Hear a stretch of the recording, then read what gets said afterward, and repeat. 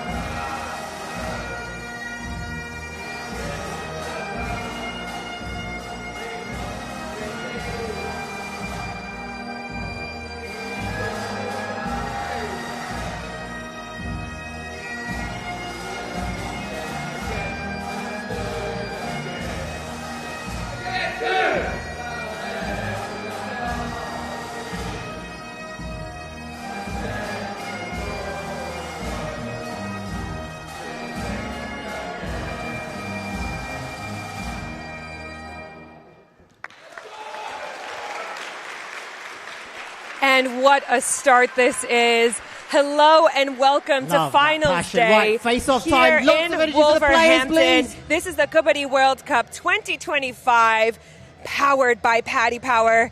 I'm your host, Phoebe Schechter, former England captain. I'm also so pleased to be joined with former Scotland player Kenny Bello. Kenny, are you excited for today? Fantastic to be here. The setup is amazing.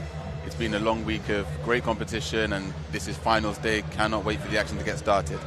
And talking about that action, we're going to first start off with the third place game today. Now, these two teams, Scotland and Wales, have been absolute warriors throughout this week. Yesterday, Scotland losing to England 84-36, and Wales losing to India 93-37, but Wales having some of the most exciting players we've watched. Number 7, we'll be keeping a keen eye on as an all-rounder. And then Scotland. They have been a team who have been practicing for years. They've even tied and drew with India earlier in the week, which is just absolutely phenomenal. And just for everyone for today, after this game, we have the women's final kicking off at 1:45 and the men's final beginning at 3:30 p.m. And just like that, the excitement is beginning.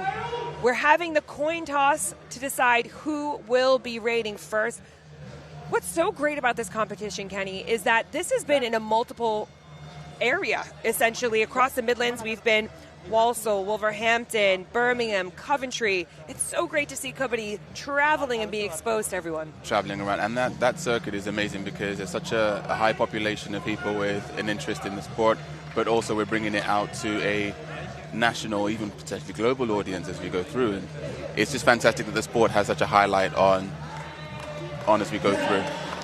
And the countdown begins, the build-up of this third place game between Wales and Scotland. Just as we said in the build-up, number 7, Vivek, taking the court. These teams have so much familiarity, so much scouting of each other throughout the week, training together, living in the same hotels. And we talk about it so much. If you're new to Kabaddi, we're going to help you with all these rules throughout the week. And 1 point awarded early. Vivek looking for that extra point. They have not awarded it. They haven't. Do you think we start off with, would Scotland go out quite aggressive? Or ankle grab?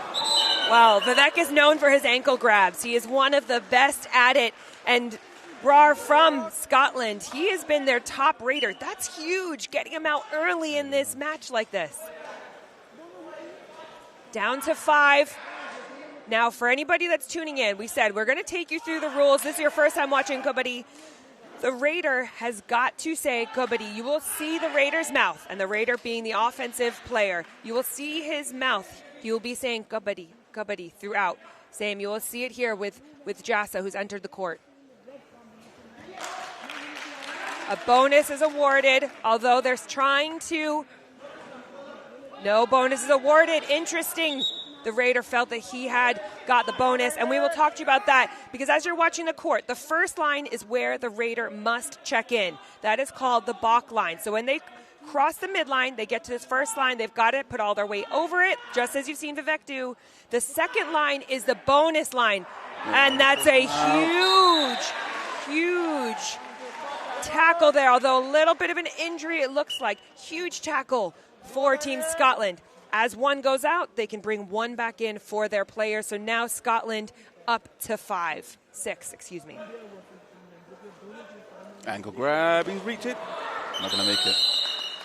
That's what's so great. You see the cover coming around, preventing the reaching of the hand by the Raider. And the way the Welsh defenders work so well together to make that tackle is one of the best things about the sport. It is. So a bonus is only alive when there's 6 or more players. Currently, there are only 5 on the court for Scotland. So Vivek goes for an empty raid and a quick pursuit on the far side. No bonus, an empty raid. So now we are going to have 2 back-to-back do-or-die raids. 8 is quite physical. We've seen him throughout the week with some of his leaps and bounds. He comes from a karate background. Oh, great job by Scotland. For those that might be watching for the first time today, what is a do-or-die raid? A do-or-die raid is when you've gone on an empty raid, so no points awarded the raid before, so you have got to. It is do it or you are out.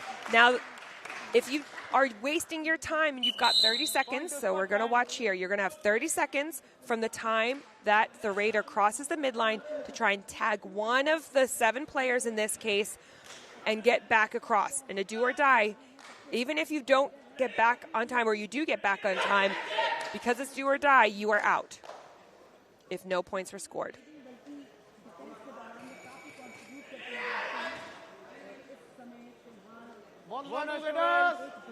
One of the most interesting things to watch is how the cover defenders, how they work together to flow over the top. Reaches for him. Oh, nice job by Vijay. Really nice job. And a bit of communication by Wales. They should have helped each other out by pulling each other back. We're going to look at the court here, and you're going to see it's all very mirrored in terms of the positions of the players. You go out wide on both sides. You've got your corners. The next player is called your in. Then you've got your covers, and the middle is your center. Sometimes you'll see, so number 13 for Scotland, for example, is their star raider. So a lot of times it might look like he's just stood in the back. That is to protect him because they don't want him to lose points. What a tightly contested game. Wow. 1 point awarded there. I think Wales a bit guilty of going individually to make the tackles. It's hard. Number 7 is really their star on all-rounder on offense and defense. And he's not committing. Individuals feel like they need to just get the job done, especially in such a tightly contested game. It's got the bonus point.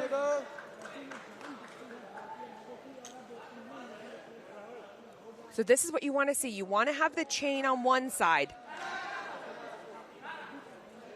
especially against a fast raider. You've got to find a way to be able to essentially capture them.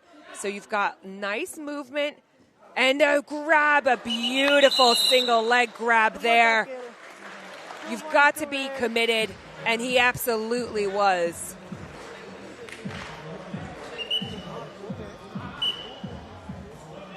So that was a super tackle. Why was it a super tackle? What makes it a super tackle? All 3 athletes involved in the tackle at the time. Of course, now there's 1 extra on the court, but when all 3 are involved like that, it becomes a super tackle. So as you're looking at your screen, you will see that there are 2 clocks. We've just heard a buzzer go off. That is a 10-second timer left in the raid. But you have 2 clocks on your screen. The top clock is the amount of time that is left in the quarter as a timeout is called here by Wales. So the top clock is the amount of time left in the quarter, and the bottom clock is your Raiders clock. Now we are 4 quarters, all 10 minutes each. So we are about over halfway through our first quarter here. And then, of course, the Raiders have 30 seconds from the moment they cross the midline to be able to tag or get a bonus if it's on the opposing team. Now, when we're looking at these two teams in terms of their makeup, essentially, Scotland this week have scored 411 points, with Wales scoring 318 points. And some of the numbers you also want to look at are Scotland has allowed 281, and Wales has allowed 377. That is pretty much the highest throughout the entire tournament. So it goes to speak to where their strengths are ultimately. Well, we see Callum for Wales here. As we said, he loves the jump. We've seen him try and break a chain a couple times this week. His mom was interviewed earlier in the week, and she was so lovely and so excited for her son being able to utilize his multitude of skills from his karate background. Now Wales have 4 defenders, so they'll work in pairs to try and cover each other. Oh, and he knows that's a corner. huge loss. Rather uncharacteristic here. Good number 7, Kedian from Scotland, an aggressive defensive player for Scotland. Loves the showmanship as well. You've got to love that element of it here with Kabaddi. And the chain, and he tried to jump it. Fantastic. We knew that was coming. What a great move of athleticism. This is one of the hardest ones. You've got to have such a great relationship, and you just can't go high in those moments. That was a 4-point play by Scotland. So it's a 4-point play because it is an all-out, which is 3 points, plus the extra point on the touch, giving you 4 points. Current score, 11-8, Scotland to Wales. We knew this would be a tight game. It's going to be close, yes. Both teams have the full complement back in. Let's go for a tap. And a nice scorpion kick there by Vivek.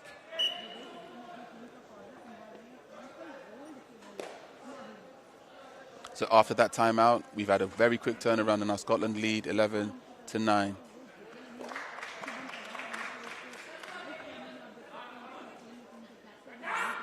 Some good movement, wanting the bonus there. Bonus is on.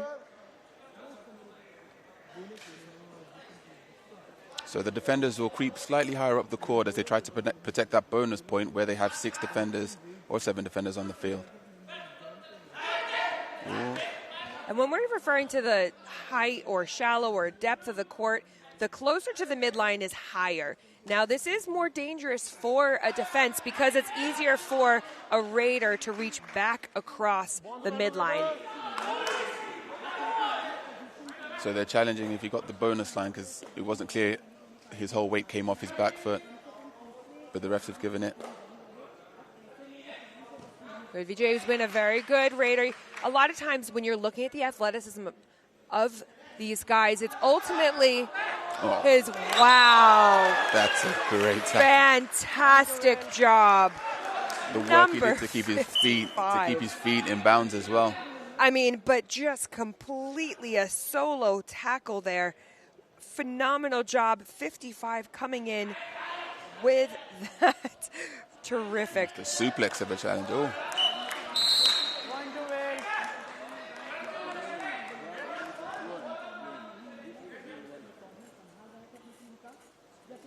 And a tie game here in the last raid of this quarter.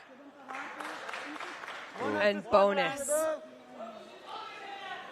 Time for one last raid, trying to level the playing field a little bit.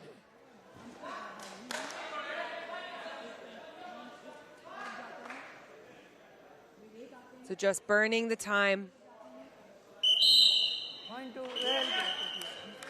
And end of quarter. Good. Water is now allowed to the players. This is also a time where teams might substitute. The coaches can go and speak with their players, which is a key part. Sometimes it's just the little tips that they need. Sometimes it's just making sure everyone's staying cool and calm and collected throughout. But as we're watching these highlights, I mean, you can just see the athleticism and the multi-skilled backgrounds that a lot of these athletes have. I mean, throughout the day, in our women's and men's side, we've got American football players, karate, mixed martial arts, Brazilian jiu-jitsu. You know, there are rugby players even out here. It's such a dynamic sport, and it's based so much on instinct and athletic ability as you go through.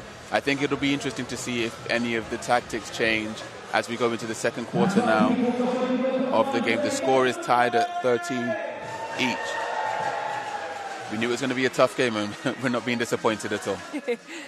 No, this is probably one of the most tightly contested matches we have actually seen this entire competition. It's what you want on the last day, though, isn't it? All the games are close together. 100%, because we have men's teams. We've got 9 of them that have been competing throughout. We've had 6 women's teams.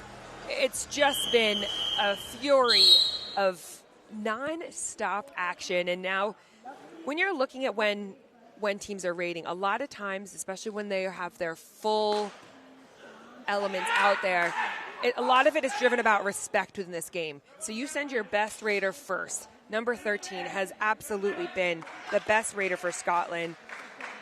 I mean, showing Javid. Showing it there with a bonus point, quick and easy.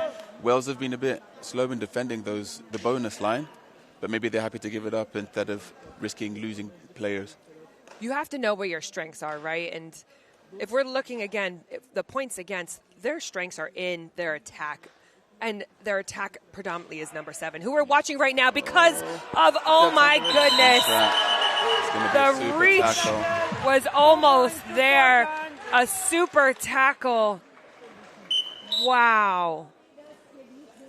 He would have, in the past this week, just gotten that reach. You can see there's a little bit of fatigue that's crept in. There are so many matches every single day. These athletes, they're doing their best to recover and stay on top of their game, but it is not easy. It's very difficult, and we can see some of that. Number 55 just missed that ankle grab. Such a specific piece of skill. And again, we talked to the familiarity. All these athletes have such different skill sets. They have tendencies. Here the bonus is not on. So number 33 from Wales has got to tag one of the Scotland defenders. So the defenders will sit a bit further back here. Try and draw the raider in as far as they can. Number 2 covers over the top. Oh, and there was no support, but look at the push off by Jassa. An absolute professional. The 2 hands to the shoulder. That is textbook. And another player joins the Scotland side as they are at full strength. And the reach is almost there. So when we're watching this, one of the things, so 1 point is awarded to each side. You have the point because he had tried to reach he had gotten the bonus, but also because Scotland went out, a point is also awarded. So there's a point for the tackle and a point to Wales because Scotland went out of bounds. And so when you're looking at the court, the darker green is the court in which you play. There's just a little bit of a conversation around the point system. Coaches being told off for shouting instructions onto the field there. Yeah, so as part of the sport, similar to when rowing, you are not able, and you see the communication here, Vivek saying he got the point, and there's so much integrity within this sport because it is literally the flick of a finger on a jacket, on a toe to someone else's foot. There has to be so much integrity saying, yes, it was me. And we actually saw this earlier this week. 1 point is being awarded. Scotland are very distraught by that. My co-coms, Millen, from earlier in the week, Scotland coach, having a word with the official, and a green card has been awarded. This sport is built so highly on respect. It is so important that you are following within the rules and parameters.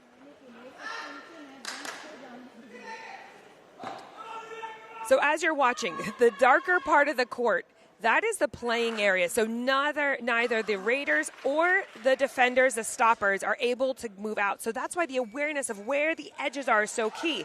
However, once a raider has initiated and tagged somebody, the lighter green area around the court is the lobby, and that becomes alive. It almost is an extension of the court once a point has been awarded. Absolutely.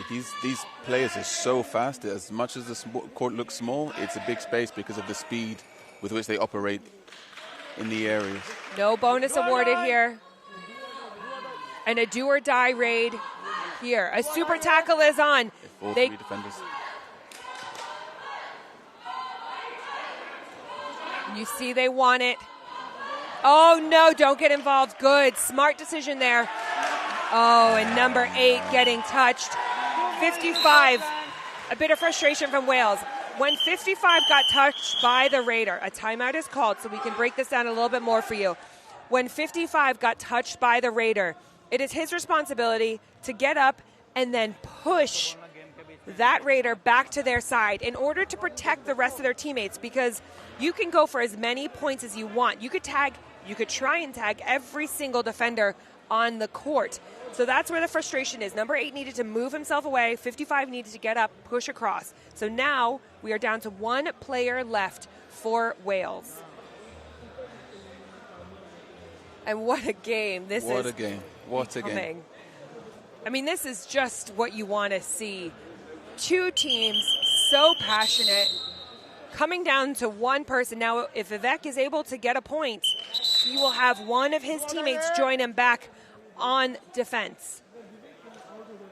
So it's very important, because also if Scotland get him out here, they get the additional points for... And you see Vivek telling him that he got the points, and they've awarded the bonus point. So you can see the frustration because of the integrity and respect we talk so much about. And of course, because he got the point, another player is allowed on. And now he's got to tackle him across to prevent the raider. And a little word. So much integrity. So it's such a strong part of the sport. It's amazing to see. I mean, this is really what it's about. Kabaddi is a sport that was derived from training of their soldiers back in the day, because you've got to be able to, and a traditional Kabaddi celebration there, the slap of the inner thigh, the point to the sky, the bonus.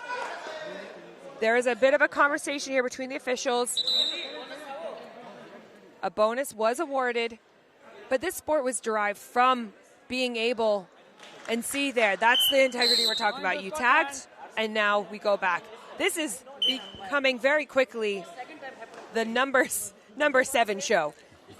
But the reason this is so important for where it came from, the spirit of the warrior, which is what we talk about so much, is because it's the mental fortitude, the spiritual, the physical element of being able to focus in battle, holding your breath. Underneath. And who else did he go for? You can see the passion of these athletes, the competitive nature. A play, wow. And a timeout called. Absolutely phenomenal. That is super raid. That's exactly what this game is about. He's been the only one on his team for the last 3 or 4 plays. And a super raid awarded 3 points. I mean, just terrific. This is the spirit of the warrior that we're talking about. And this is for 3rd place in the World Cup. It does not get bigger than this. It does not get bigger. This is the first one outside of Asia. I mean, imagine how much this means. You can see out in front of us the crowds. This game day sold out earlier this week. Wow. So quickly. And we've got friends, families, locals. You can see the onlookers from the other teams who've been competing all week long. Next up will, of course, be the England women's team taking on India. I mean, that's going to be absolutely phenomenal as well. But it's just the excitement that's brewing within here. And you can see all the countries represented with the flags around this incredible stadium here at Aldersley at Wolverhampton. and the president of World Kabaddi getting involved early. I think they've been told to let the officials officiate and players should just play. And the star raider for Scotland at the helm, number 13, Junia Javid, making it look so easy. The thing is, when you've got a weight category, so in men's it's 85 kilos, in women's it's 75 kilos, but the different body shapes. And ultimately, if you are someone as tall as 13 is for Scotland, your reach and that wingspan plays such a role. It makes it so difficult, and makes him such a great raider potentially, as he's shown time and time again. No points awarded, so an empty raid, which means next time will be do or die. You see the Kabaddi being spoken by the raider. His ability to change direction, his way his hips flip and the reach. Super tackle. Absolutely great teamwork there by Wales. Phenomenal. So now another teammate joining, instructing number 8. It's do or die. Now this is smart tactically because it's do or die. He can afford to be aggressive, can't he? He can afford to be aggressive. Vivek does not want to do that because if he doesn't get the points, he gets to go out. Oh, and the spin move, he thought he might have had it there. I think he's running too high when he's trying to get back to the halfway line. It's hard because both teams can take more risks in that situation. Vijay on the move. You see how they check with each other. Did you get touched? Nope. Okay. That communication is so and key. The reach and the phenomenal support by number 55. We've had back-to-back examples of great ankle tackles, ankle grabs, and the support so quickly from the other defenders. Wales have clawed it back. 1 point difference in between the two teams.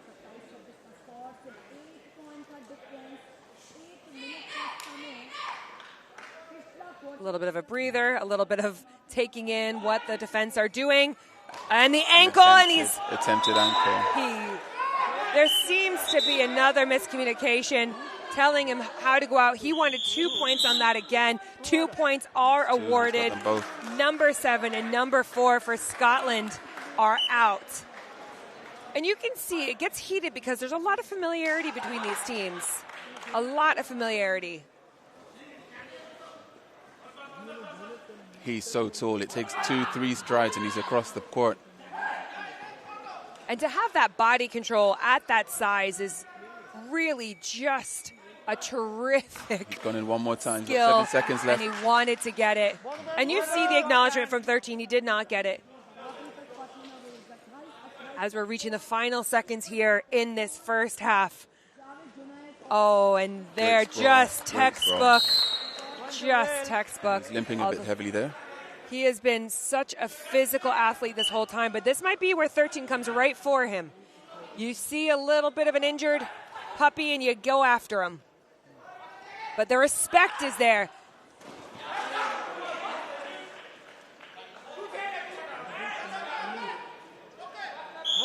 And just like that, the end of the half. A little bit of miscommunication at that one point. So the teams now are going to switch sides of the courts. You're going to have a couple-minute break. And we hope that you have absolutely enjoyed this first half of athleticism. I mean, both sides truly putting on a performance in this third-place game at the Kabaddi World Cup here in Wolverhampton. We will be right back, so grab your snacks, and we will see you in a couple of minutes.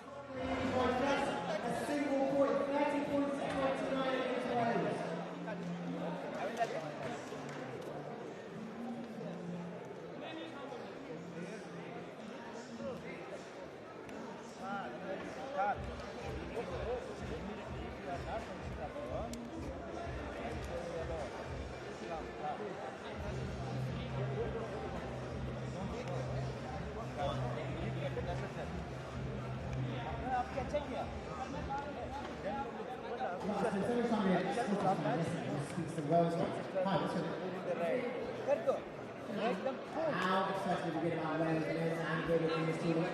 It's been incredible. I've been watching every single matches. You've been every single match so far. I've been to nearly all You are super loud, which I'm happy about. You keep thinking you're going to go on. Well, we come to support Wales, so we're always supporting Wales. And how did you enjoy seeing Kabaddi World Cup, the World Cup taking place at the Wembley? It's been fantastic. It's a great experience. All the players are really great. And it's been incredible. So you've got a feisty and tasty out there. Are you confident that you're going to get on the line this week at the gold level? Yeah, 100%. Yeah.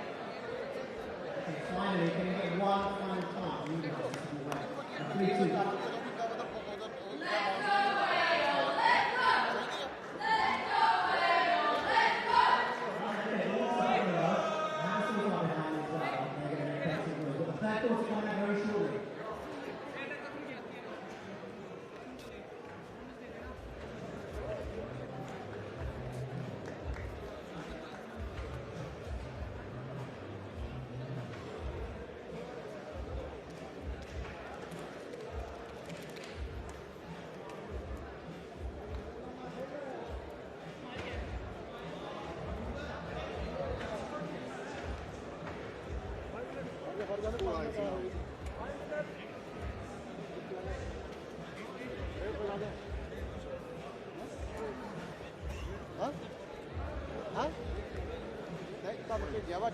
चलनी ना कर मैं match में हाँ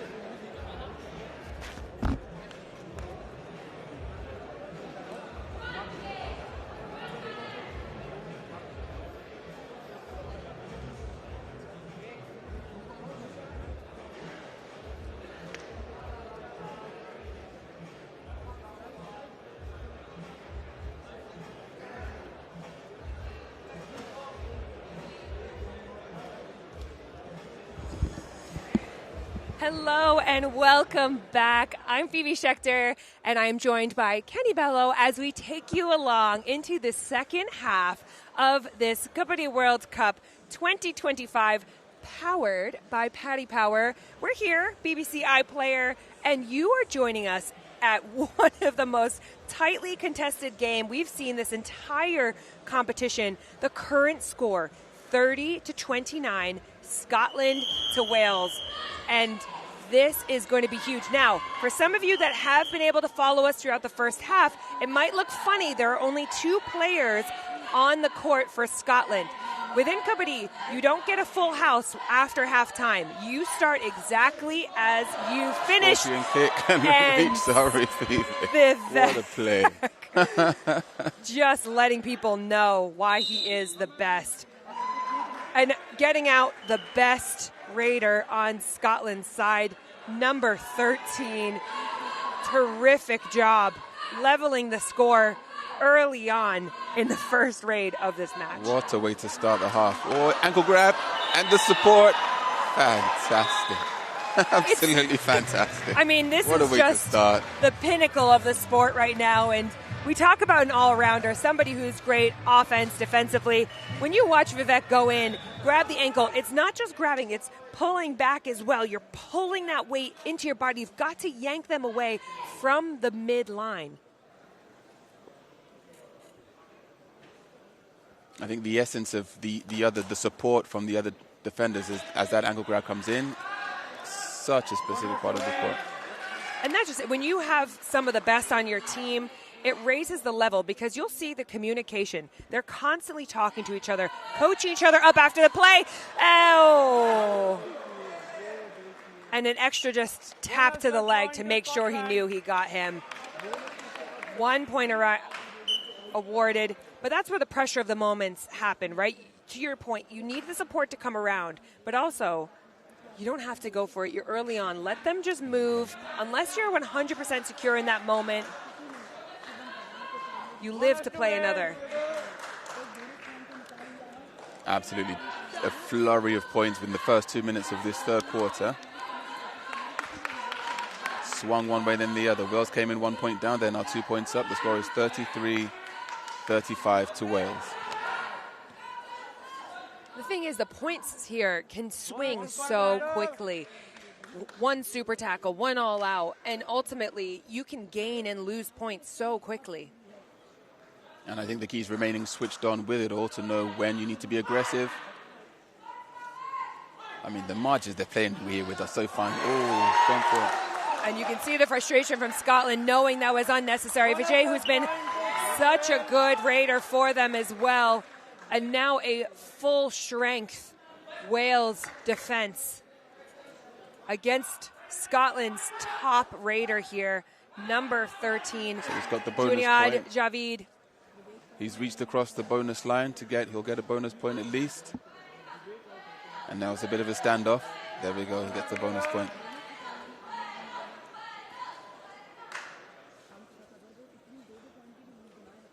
And sometimes you have to just take that and understand that you'll be able to gain points back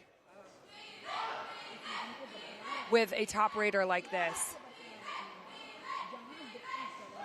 As you hear Vivek's name being chanted by the crowd here.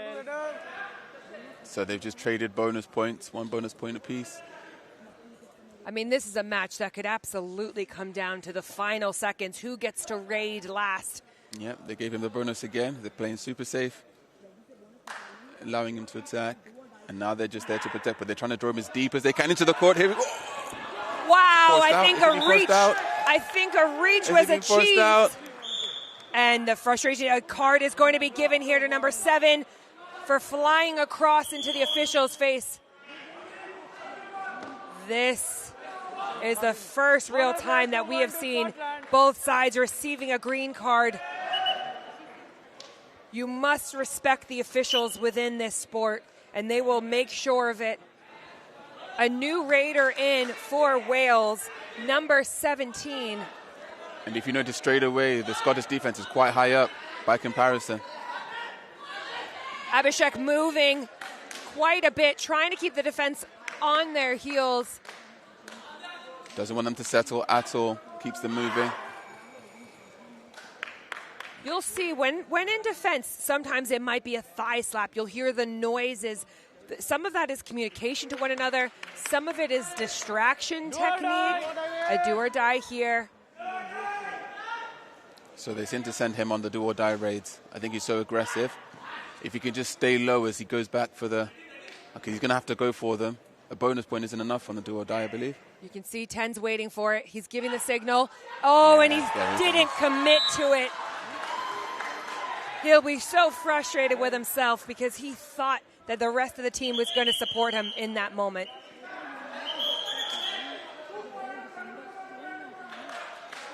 Two players off.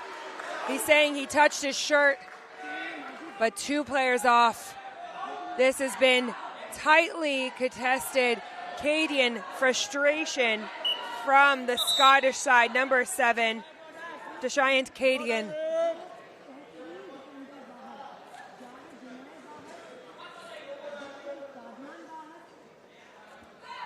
You see the quickness of these athletes' feet. I mean, they go for the bonus where all the weight has to be off that 1 foot, and their immediate reactions are to hop away with 2 feet to prevent the ankle grab, but the support and the ankle grab right there. Absolutely textbook.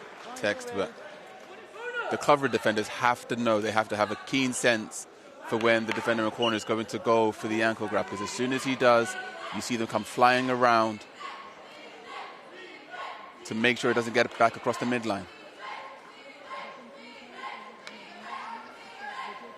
We are really seeing the height of it here, and then, okay, just an empty raid. Again, like sometimes he's you know breathing where your very strength is. Yes. And a bit of recovery is always a good thing as well. So Scotland's top raiders out. Wales don't seem to be too aggressive on defense. Well, I said that.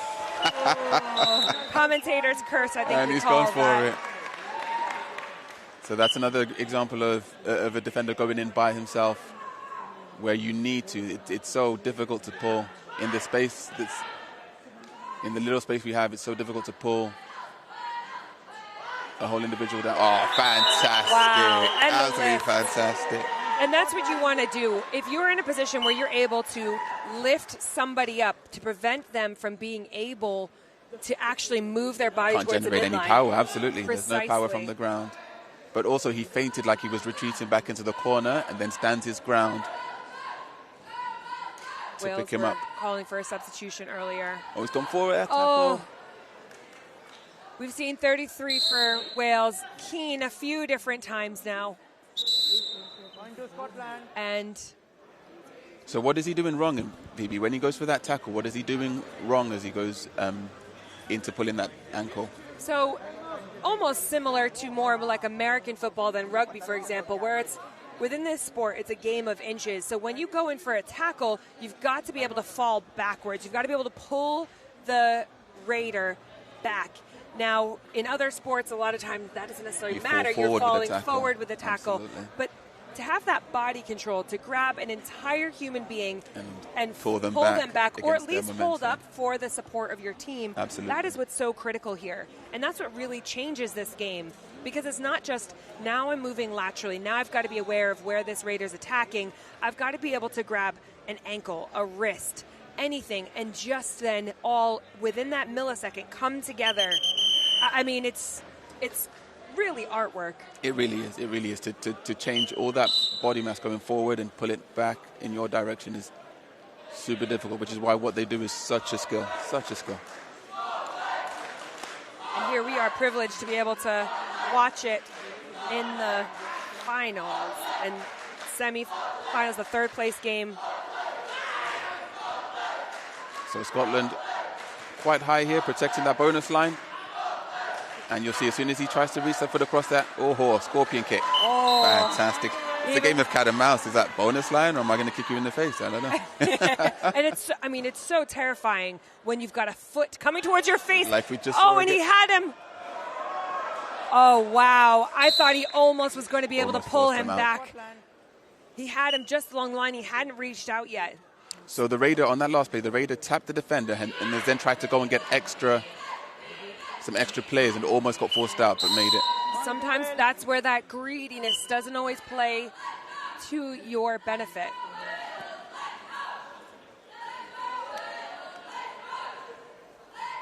And the points pendulum keeps swinging. Scotland now up 1 point. Saying he achieved it. No point was awarded. Although 13, Javid is looking a little bit injured, so he's going to try and put himself in a position to be protected or go for the ankle grab. Never mind protection. Letting him know who the warrior is. He is hurt, but he's playing all the way through it. Coach asks if he wants to substitution. He says no. Was that a bit of possum, playing a bit of possum there? I think that ultimately that is a competitor. And when you're going against the best raiders and best defenders, that's where the true battle is. Absolutely. And a little bit of a physical takedown there against Scotland's side. I think just a little knock to the head, but he's an absolute trooper. Got him back up. Number 55 rating. I think there was a bit of confusion if that last play was a do or die raid.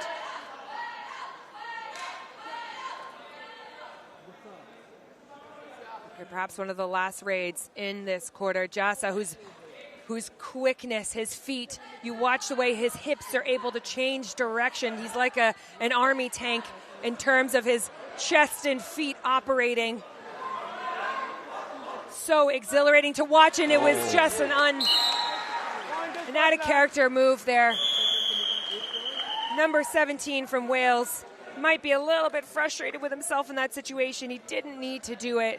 But just like that, the third quarter has come to an end, and the current score, 46 Scotland to Wales 44. 90 combined points in the game and still going. We've got a whole quarter to go.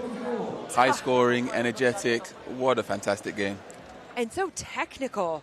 I mean, this is exactly what you want to see. We talk about it so much. I mean, we are on the world stage here at the Kabaddi World Cup 2025, powered by Paddy Power, and you're watching two of the best going at it. I mean, both these teams just one place away from making it into the finals ultimately. And so you can see how much it means. They want to go home with that bronze medal and what that means. The difficulty level on play. It's a proper blink and you'll miss it game, because the intricacies in every movement, every tackle, every raid, every tap, scorpion kick. Absolutely, we're watching some of the finest play here. And the coaching as well. I mean, the coaching is, you have to prepare so much for a game like this, because really as coaches, you're only able to communicate with your team either during timeouts, ends of quarters, halves. There really is not much coaching that's able to be done whilst your athletes are out there. So you have to just believe that they have all the skill sets that they need in order to be successful. You've got to do the work while we're off the pitch.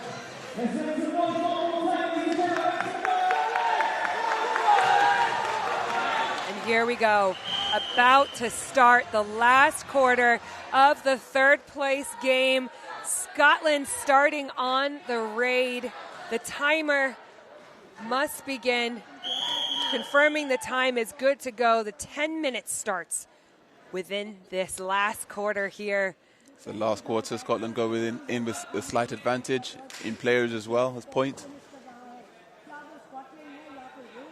Oh, what a nice job. I must say 55 has improved on his ankle grab so much throughout the week. And when you get to play back-to-back games like this against elite level, you ultimately get to improve. And that's what's so wonderful, because by the end of the week, games like this, you're seeing people at their absolute best. And that goes both ways.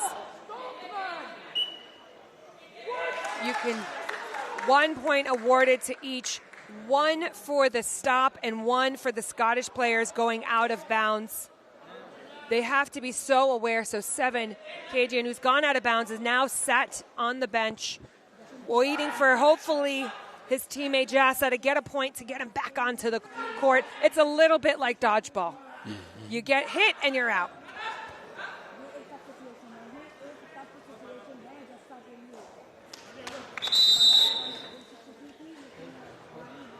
And there was a bit of a confusion.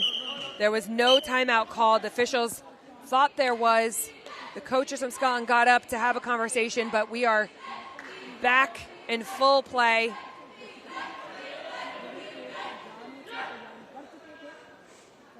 Watch out for the scorpion kick. You can see him trying to build towards it, identifying who it is he wants to attack. The 10-second timer gone for that raid.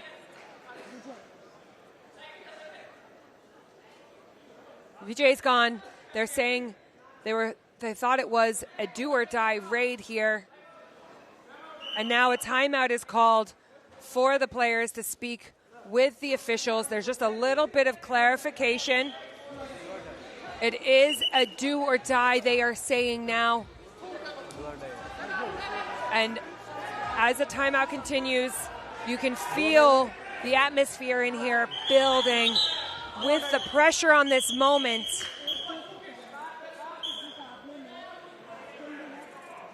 Unsure. They're saying this is now a do or die. And a touch. So the way he comes back across the court so quickly. And that flying hand touch like that is just so beautiful to watch, because you are just looking for someone who's trying to pull back. The idea of the shape that you're getting here, 55, and nobody grabbed the arm. Javid, and 1 point awarded. Unsure what the conversation was there. Well, there are many. I think they thought more defenders would have touched. But again, we go with what the officials say. There is no VAR here. It is all what is seen within that split second. That's why officiating, becoming an official within Kabaddi is so challenging. Scorpion kick again. That's his third one or fourth maybe this game. He just makes it look too easy. This would be a huge stop here for Wales. When you're looking at the footwear that our athletes are wearing, pull them back and he's not able to grab. They wear Kabaddi boots, but similar to wrestling shoes or boxing shoes, and it's important because they're soft. So when you go to kick, and if you get somebody, it is not a hard surface. It is just a soft boot. Absolutely. And the bonus is on, and he's trying to claim that 13 from Scotland touched. And the frustration, have to be aware of a card. 1 point is awarded. The officials backing each other.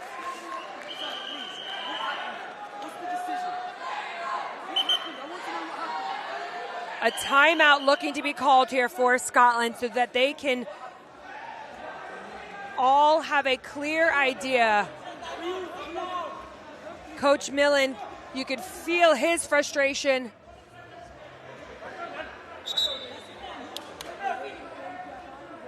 When it's so tightly contested, everything's on the line. I think this is all testament to how close this game is.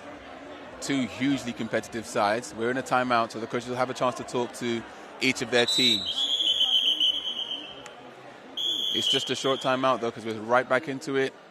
Scotland are up 3 points. They don't need to be, the Raider doesn't need to be too aggressive here. He's going to try and go for the bonus line. He looks to the officials to get the confirmation. You love to see this shot as well because you can see it from the athlete's eyes, how tight all the players are together. There's really no breathing room in this, and it can be quite intimidating. So there's no bonus line here. He has to go for a touch. Yes, he's got him. He's looking for cover there from his cover defenders. And that's where the focus, you've got to be able to maintain focus throughout this entire match. It is so mentally taxing on you.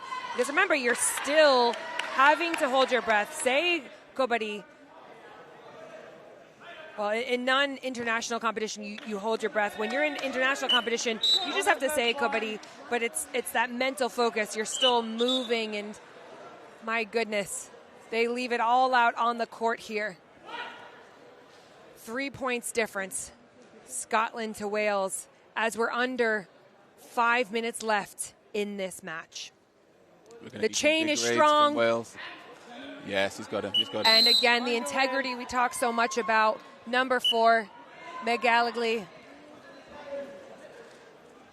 I'm glad that was you and not me, Phoebe. I'm trying to be better at my pronunciations this week. I want to do our athletes proud because they've been so phenomenal. Wow. What a raid. That is a huge potential turning point in this match. Huge. Just looking at how the game's gone so far, and this match has gone so far, it's going to be hard for Wales to turn this one over. Now you're looking at the fact the timeout is still called for Scotland. You're looking at the fact of how do the tactics change ultimately, because with 4 minutes left, you want to slow down the raids. You want to make sure that Wales has as few opportunities as possible to be able to get points back. So it all comes down to these last minutes. And for Wales, the pressure is on.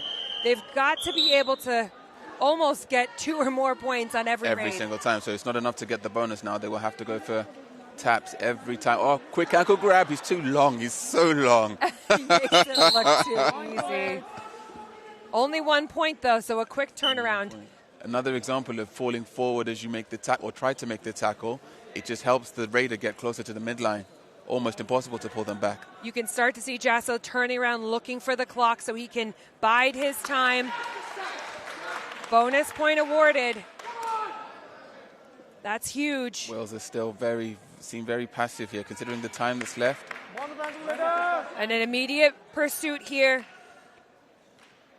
And he can't really afford. He has and to a make touch. Quite quickly. He has to make a move quite quickly.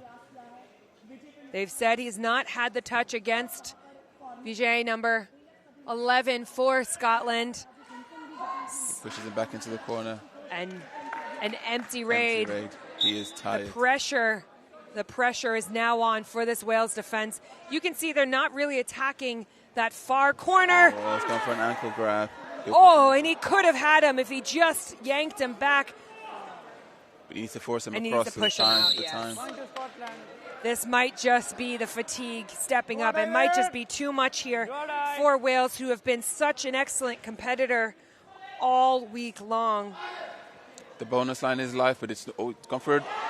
Fantastic. He went for a wrist grab. He did let him go, but the support was so quick to come across.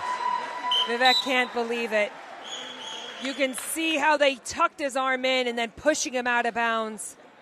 The absolute laser vision that they have and decision making is incredible. They're checking for the time. They want to waste as much time as possible. 6 points is just probably far enough in this situation. There shouldn't be any timeouts left for Scotland. They're saying they've used both of them. Number 8, Feenan for Wales, trying to get a point as quickly as possible, and the support. He almost had the reach. The physicality is terrific, and they're time wasting. The time wasting.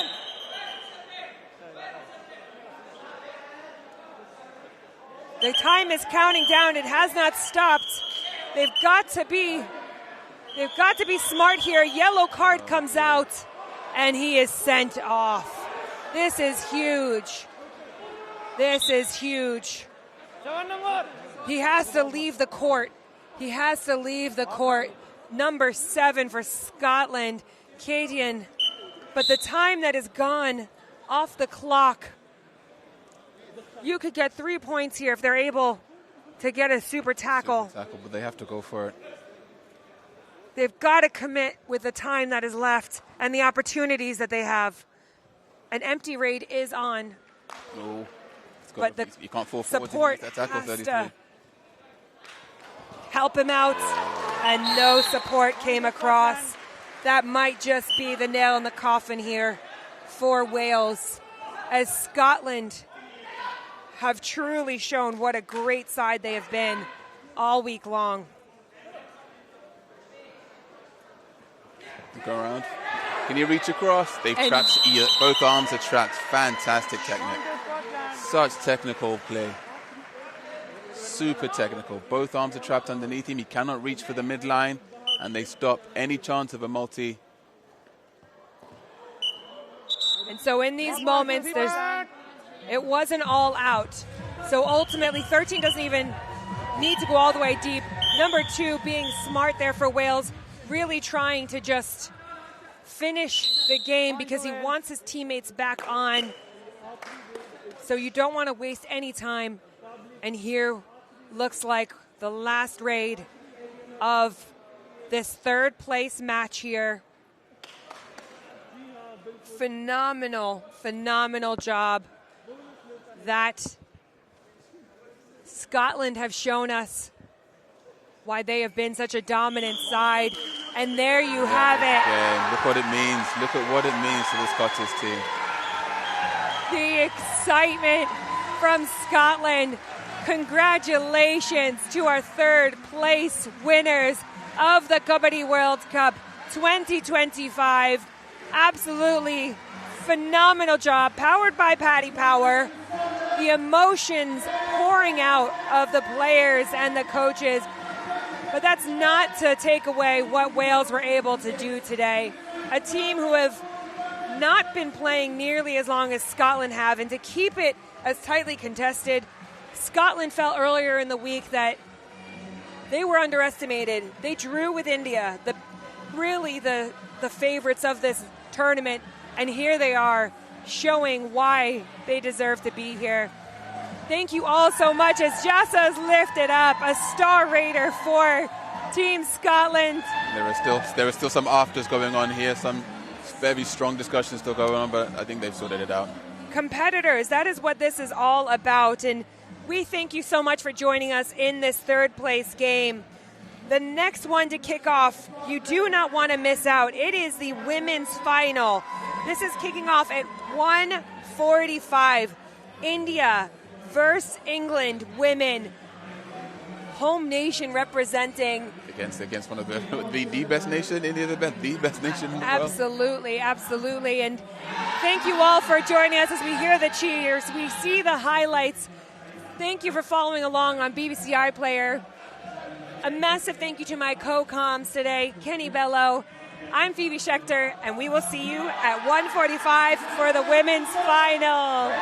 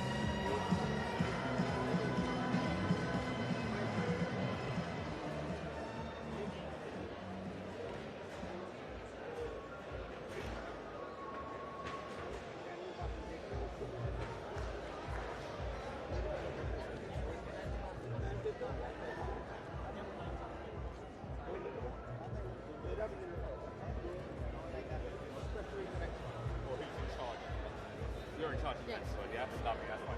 Just to remember to blow the whistle when I do that, and remember a point.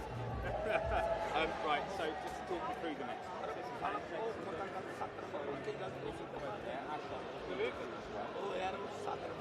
One will come out, so England will come out. India will come out. Then,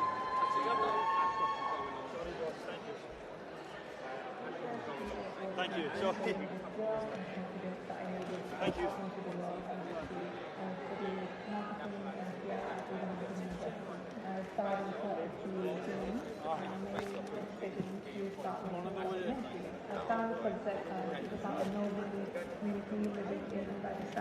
Actually went on to be told on Netflix and I set up a charity in India that was brought up in one of the most poverty-struck communities in Wolverhampton. So I do want to give the advice that anyone that finds they're in a similar situation, you need to look inside yourself, find your passion, believe in yourself, and be brave, and really dream big.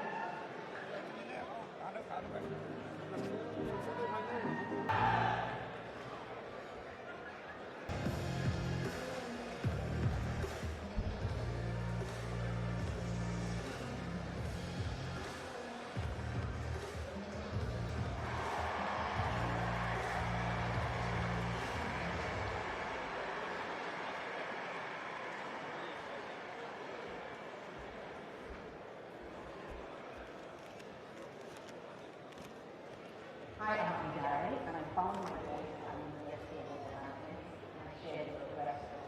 My time at the University of Wolverhampton was incredible. Wonderful friends, supportive lecturers, really helped us to find our feet. My book was published in 2022. Before I knew it, I found myself being flown to the United States, and I was speaking to the New York Times bestseller. I still remember the midnight call every sort of time start, and the mindset of myself.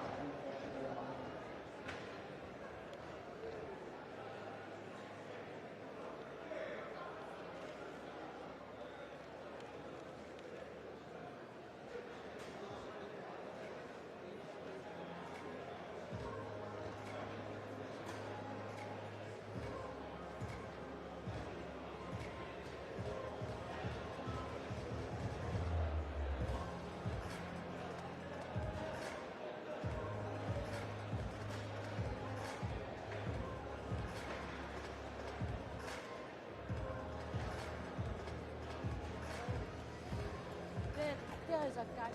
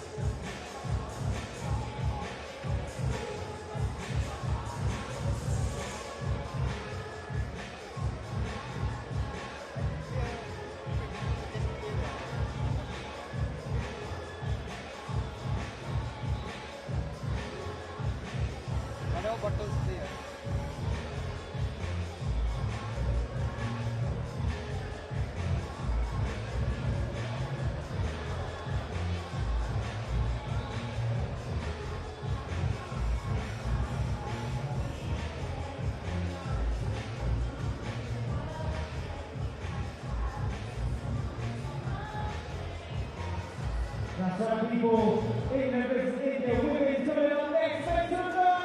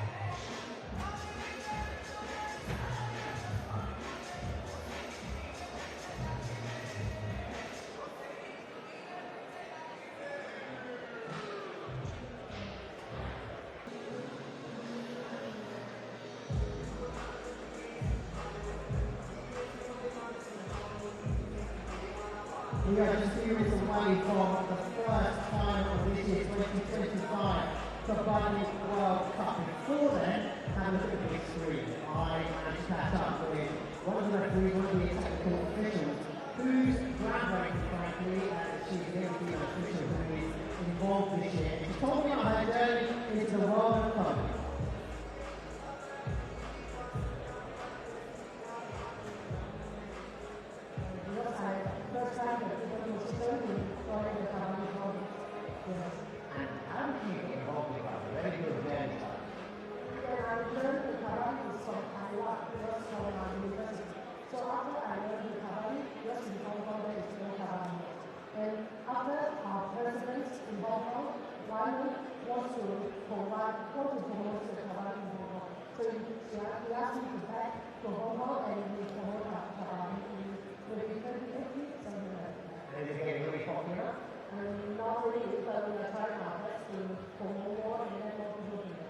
And you are the only woman who is appreciating the Kabaddi World Cup. Talk to me about how you feel and what the reaction has been. First time it's very nervous, but I think because I quite a long time in Kabaddi, so I'm quite, I think my performance is okay, and I think I take time to take all the matches. Are you going to take off the players? Respect me. Must be. And finally, can you look inside more young girls who are going to play Kabaddi and still involved in Kabaddi and wondering if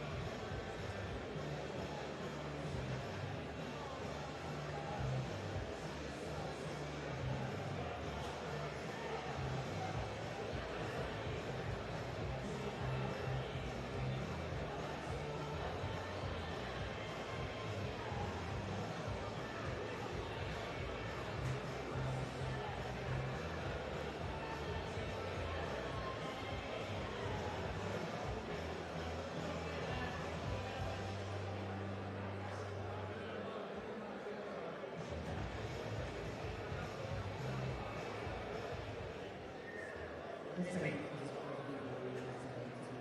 Even the hardest one, the next part of the afternoon is World Cup. And that England and New Zealand match taking place very, very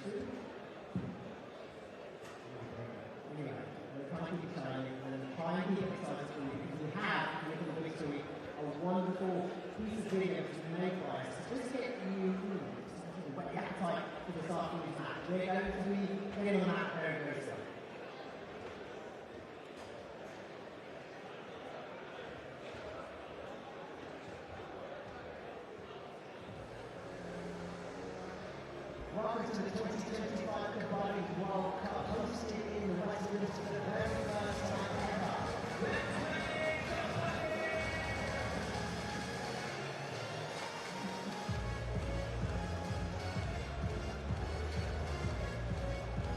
That is an excellent ring, top ring.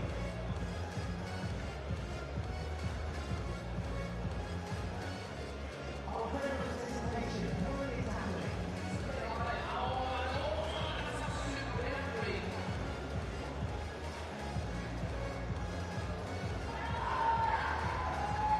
Incredible tackle. Did you see that aggression from that player?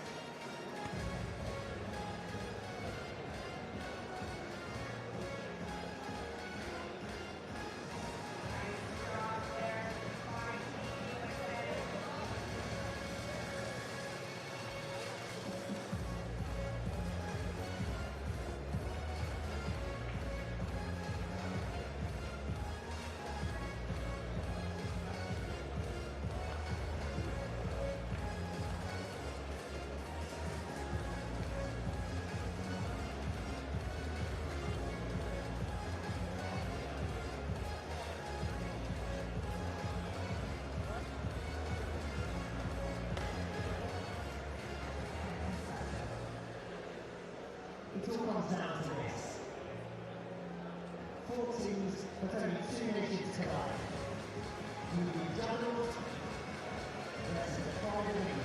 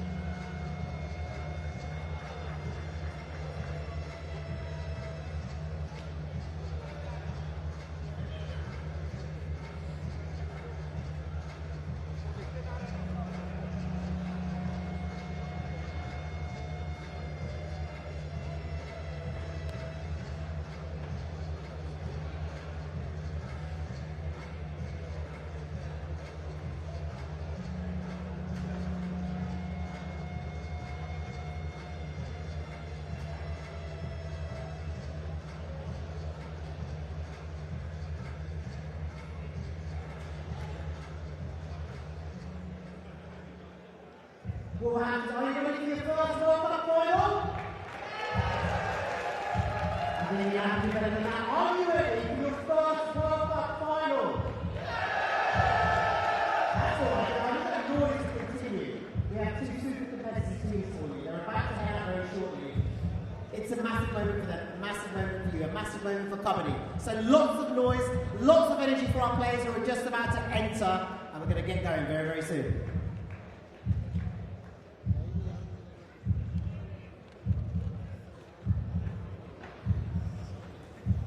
Hello and welcome to the Kabaddi World Cup 2025, brought to you by Paddy Power. I'm Phoebe Schechter, your host for today, and I'm so thrilled to be joined by Monil Islam with an MBE, of course, which we're going to talk about in a little bit. But, Monil, how excited are you right now to watch England take on India in this women's division? Phoebe, I just can't explain the feeling. It's still like a sort of a dream come true. We have achieved beyond our expectations. And, like I said, I just don't have words at the moment to explain how I feel. Oh, I'm really excited about this game. The sparklers going for Team England. Talk about presentation. And Monel, you are, for England Kabaddi Association, the National Development Officer. So to your point of why this is such a special moment, really your heart and soul is in this program. So within that role, my job is to create the opportunities, for Kabaddi enthusiasts, bring Kabaddi to the wider community. So I go into schools. I just getting so engrossed in what's going on. It's great to see. I can see the emotion on your face. And as India comes out, they have been a tournament favorite.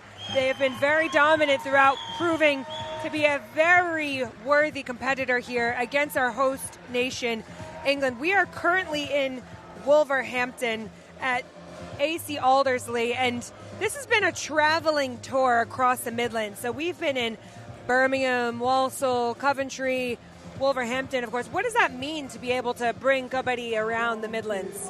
I think it's a great start, talking about bringing it to the wider community. The more places that we can take Kabaddi to, the more the wider community we will reach. And here we see Ashok Das going and shaking the hands. Really somebody we've heard throughout the week has dreamed so big for the past 40 years, looking to make this tournament happen. I mean, what an incredible moment. Someone who's been a part of England Kabaddi for a while, but working with World Kabaddi to truly lift this event to the level that it is right now. England Kabaddi Association has been around for 20 years. We celebrated 20th anniversary only last year in December. And going back to your question, I feel so proud because I've had a role in recruiting the players, and just to see them where they are and how they've come together, it's just an unbelievable moment for us. And a lovely moment of respect, as you can see one of the gentlemen from India looking to touch the feet of Ashok Das. An absolute, just cultural, respectful, and we're going to have the national anthems of both the countries.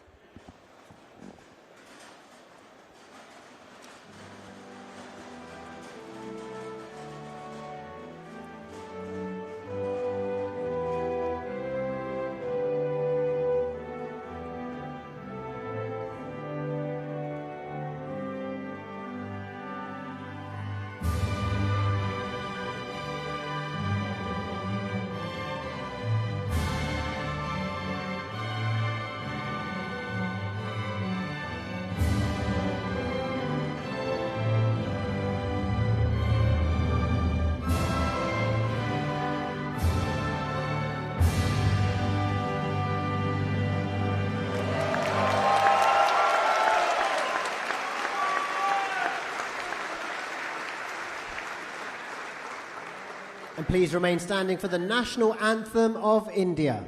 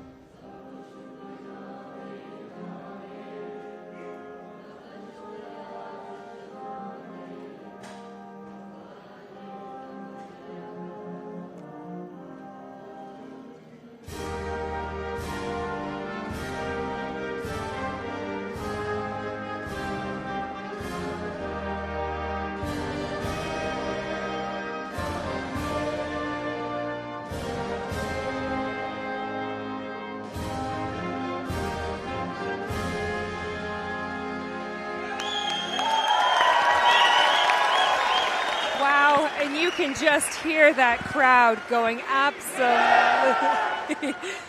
And the Kabaddi chants going nice and loud. Look, let's talk a little bit about this matchup as the teams are coming together and continuing their warm-ups.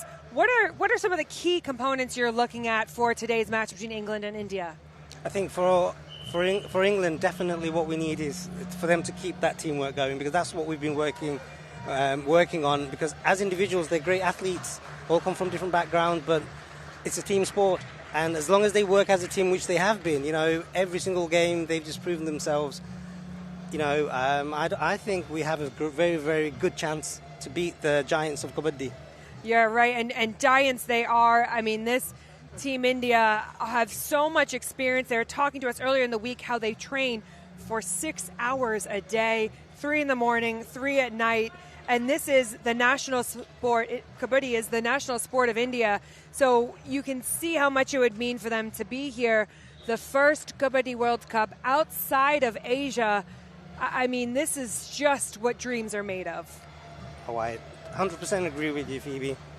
History is being created as we speak. It is, and we saw previously Captain Athira Sunil meeting with the India captain to be able to do the coin toss to decide who is going to raid first. As we watch the teams get warmed up, I want to reflect back on this week. So India right now from Group D, they have had 246 points they have scored. England have scored 131, but the number that stands out most is how little points that this team has allowed. India have only allowed 48 points, the lowest in the tournament, and England have only allowed 54, the second lowest. That's why this matchup is so critical here.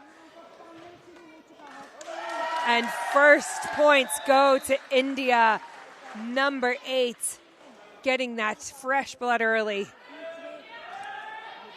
The first few raids are always testing the water. You want to be able to see how the teams move defensively.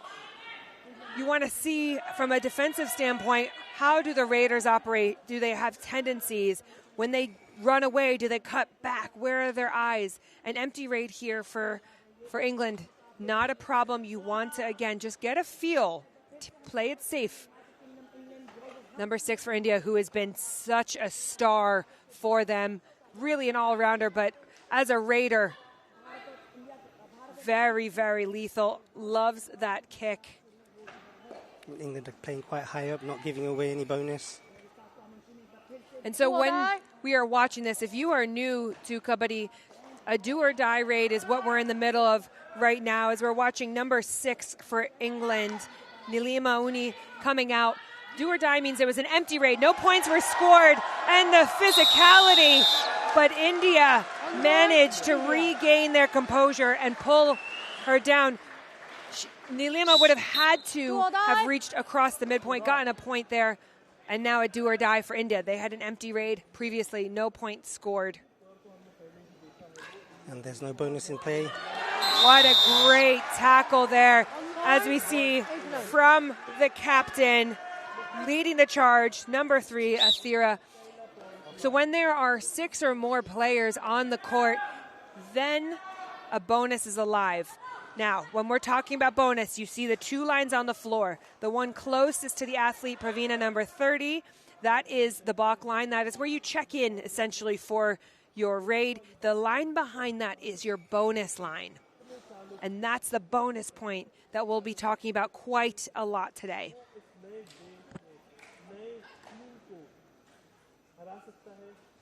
Some good focus here from Team England, and we talk about the integrity of this sport. You can see number 30 for England, Piravina, saying that she was not touched, but India convinced, and so were the officials on that. Now, Monil, when you were talking about the scouting of these athletes, how does that happen for Team England here in the UK? Great tackle. So the scouting happened through the British Kabaddi League. So last season we had 3 teams. We had Nottingham Royals, we had Manchester Raiders, we also had Wolverhampton Wolfpack, and the team is a combination of those 3 teams. Oh, and such a nice idea. They just needed support from the rest of their team, so Captain Athira going to their side. And tell us a little bit more. The British Kabaddi League is essentially like a professional version of the sport here, where it is regionally based. It is. It's it's the highest level that we play kabaddi at here in the UK. It's aired live on BBC Sport, and then if you miss that, you can always catch up on BBC iPlayer. So it is the highest level of kabaddi, and it's just a great start. What great physicality there from the tournament favorites. India just showing their ease and comfort within the raid. And how would people get involved in the British Kabaddi League? So essentially, we hold tournaments throughout the year. So like we hold the national championships every year. We do. That's a great start. Going for that back hold. It is so hard to physically take down an entire person. And you see Captain Thera putting her hand out, perhaps in jest. And we have clubs around the country, so when we get contacted by players, we find out where they are and the closest clubs to them, and then we refer them to the clubs. Fantastic. And that, for everyone, it says all out. A timeout has been called, so we'll just walk you through what happened. You saw that there was one defender, also known as a stopper, left for Team England. And so an all-out occurs when the raider comes across and tags, and ultimately that means that it's similar to dodgeball for some of you that may watch dodgeball. All the players are then brought back on because the last player was taken out. So it is awarded 3 points for that raid to Team India. So the current score now is 10-2, India to England. But so as you were saying, Monil, you then refer those athletes to the local clubs. Local clubs, yes, we do. And that's part of my development, to support whoever comes forward. We try and find them the most closest sort of a club to them.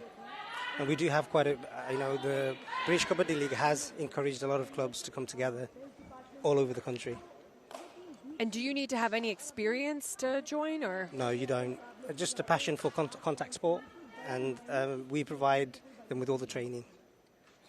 And that's what's so important. This is definitely a contact sport. So as number 30, Pirvina, crosses the midline, she has 30 seconds now. It's do or die, so she has to tag one of Team India's players, and what a tackle. But you love the physicality as you see her throwing the India defender to the ground. Number 7, I don't know if she was ready for that level of physicality. But a do or die here for India, so pressure is on.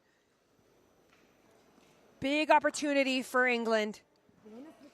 So that was a bonus line touch. Bonus point, India. Bonus point. So again, an athlete can go for the bonus point. They don't have to necessarily tag someone when there are 6 or more athletes on the court. Oh, and the reach, What great support from number 7. You see her putting her back into it, not allowing for the England Raider to reach out. Number 9, Niraja Unisuma. And a super raid. What a terrific move. 3 of England's defenders were touched or involved in that tackle when the India Raider reached back across. So therefore, all 3 go out. And now it is down to just one athlete left. Sally Hill. Oh, and a point. That's another super raid from England. Fantastic. You can see how much it means to her. Number 6, Nilima Uni, how passionate she was with that traditional Kabaddi celebration. The slap of the inner thigh, the point to the sky, and 3 more athletes come onto the team for England. That should boost their confidence.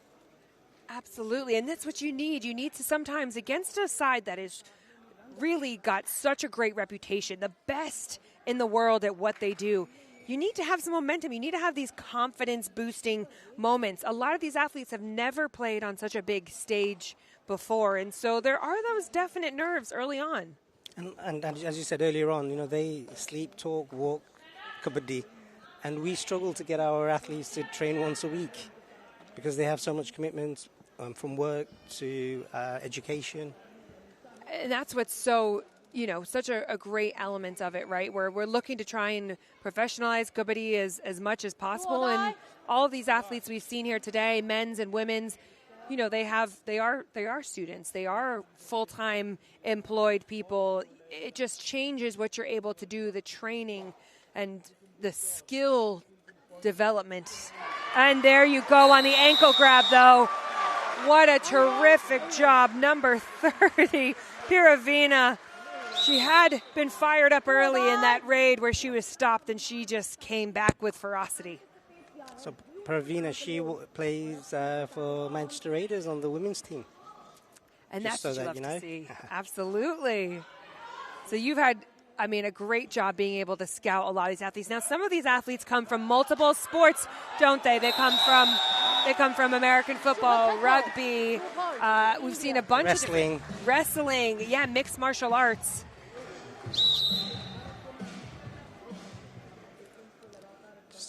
Just over a minute left of this quarter. And within Kabaddi, you have 4 quarters, each 10 minutes. Oh, we just needed the support there. That was a really bad tackle. As we look around, I mean, the stands are filled. There's no more sitting room out here. We've got all the teams supporting Hong Kong, China. We've got England, Scotland, India.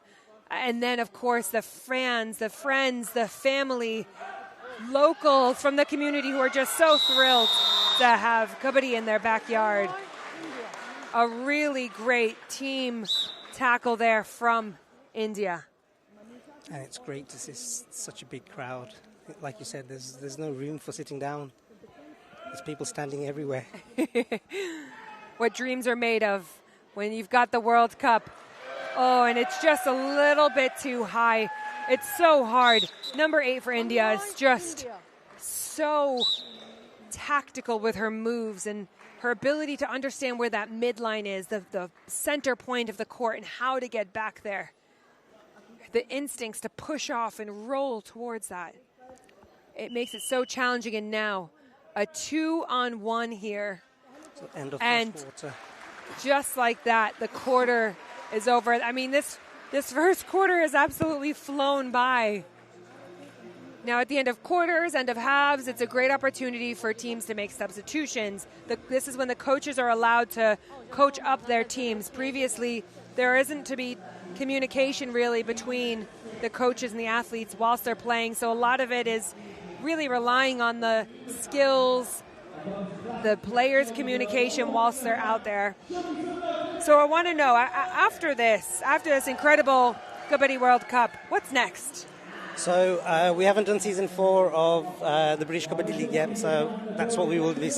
That's the biggest topic straight after this, when that happens this year. And we've got University League that we're working on at the moment, which has been instrumental in bringing the players together. So that's something else that we will be doing this year.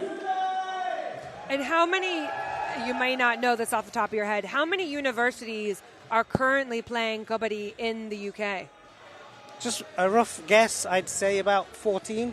That's great. And they all travel to play each other? And Oh, they do. They travel, from all over.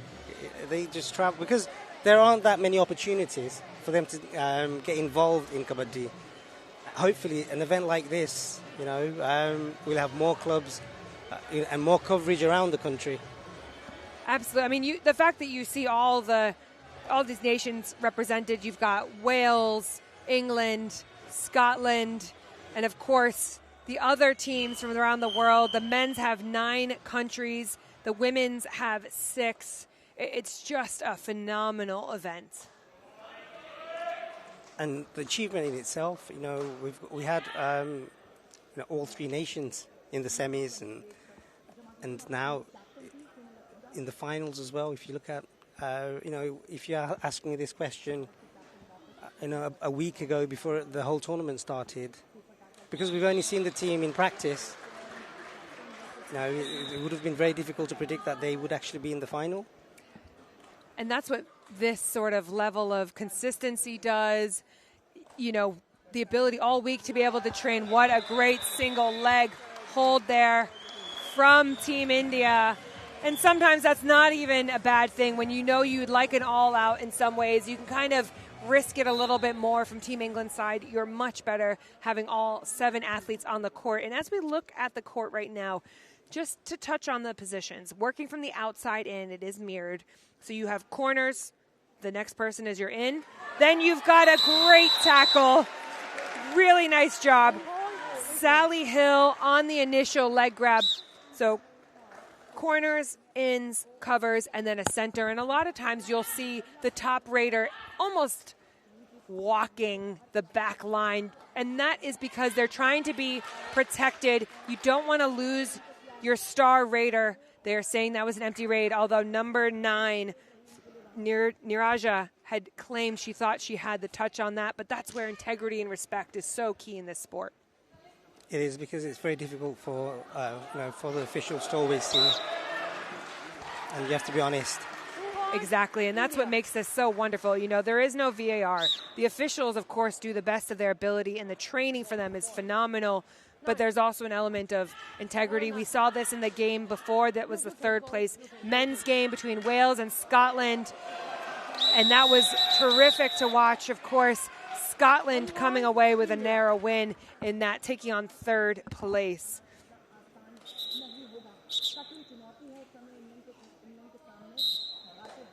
So as you're looking at your screen, you see there's 2 clocks there. The top number is the amount of time left in the quarter. The bottom number is the Raiders' clock. So the Raider has 30 seconds, but her legs got across.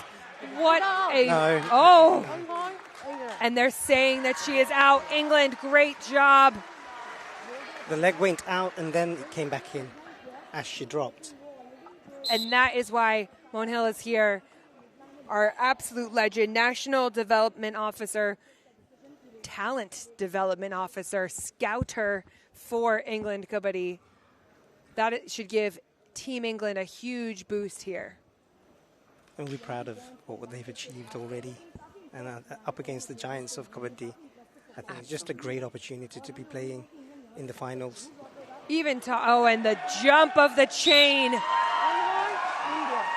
Just proving why India are so great. A do-or-die raid here. Piravina taking the court.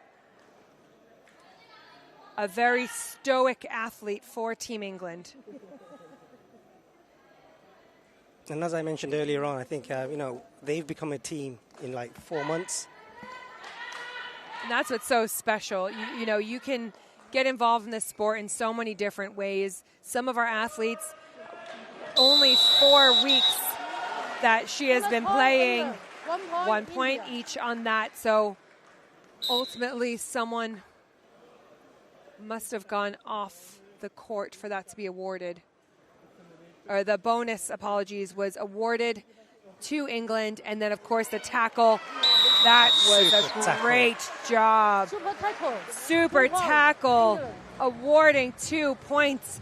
Getting out the star raider for Team India. This is a great time now for England to attack. You could even go for a bonus or take an empty raid because you're thinking you might have a better chance with a stop. Although with 4 athletes, got to be aware. And a point. Looking for the conviction. Although 9. Niraja upset that a point was not awarded. Now you've got to be able to take risks in these moments. 4 versus 1. A new raider in for Team India.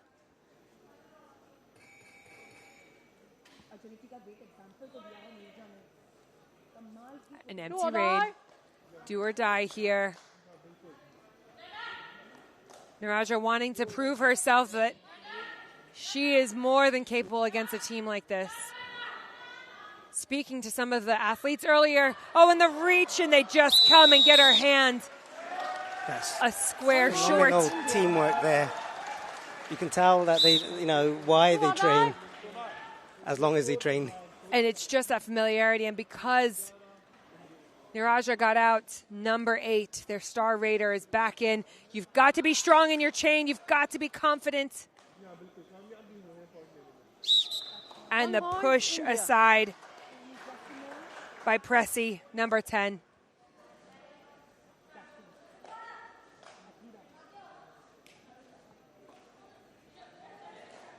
As you see, number 6 for India stood in the back line, just being a little bit protected.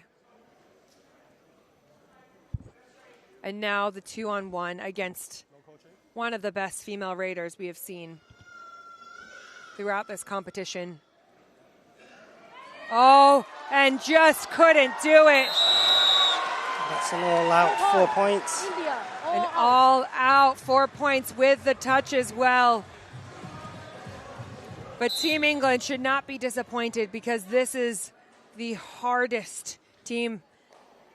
They are having a little huddle, discussing tactics. You might even see people moving around, changing up the personnel in different positions. And a push. Just needed to get that leg around. She was merely about 10 inches away. With under 3 minutes left in this first half, Team India have been incredibly dominant. But England, to your point, Monil, have not lost any of their hearts and determination and resilience. No, the girls should be proud of where they are and the team that they're playing. No. And there's water on the court. That is not allowed within this sport. Really uncharacteristic mistake. The water bottles have got to be by their benches, and so a green card is awarded here. Multiple green cards goes to an out. Athletes are not allowed water unless it's a timeout, halftime, end of quarter. Just a little ill discipline. A lot of this is about safety. That was a great raid by Paravina. And you want that flying hand touch, keeping athletes on their heels. In Kabaddi, all you need to do is touch barely the tip of the clothing. Sometimes in women's, you'll see a lot of them want their hair braided because they don't want their hair touched, because that would count as well. A stomp on the foot, a kick. All of these are ways to be able to get points, and they just need to commit, and they have. The captain, Athira, going for the single leg hold, and all you need is those couple of seconds just holding that athlete up. What a great job there by Team England. And back to raid now. Nilima for England. Nilima, she is a very strong raider. For the women's category, the weight limit is 75 kilos. For men's, it's 85 kilos. And what it does, it just lets you have so many different skill sets, shapes, sizes. Some of the taller players make for great raiders, like number 6 has height, so she can reach back across to the midline. And the crowd is going crazy here, and that is a fantastic stop for England. Just the confidence they need with the last-second arm grab of number 6 of India. A little bit of a whack to the face with the physicality of this Team England. A lot of teams struggle sometimes with the physicality that England bring.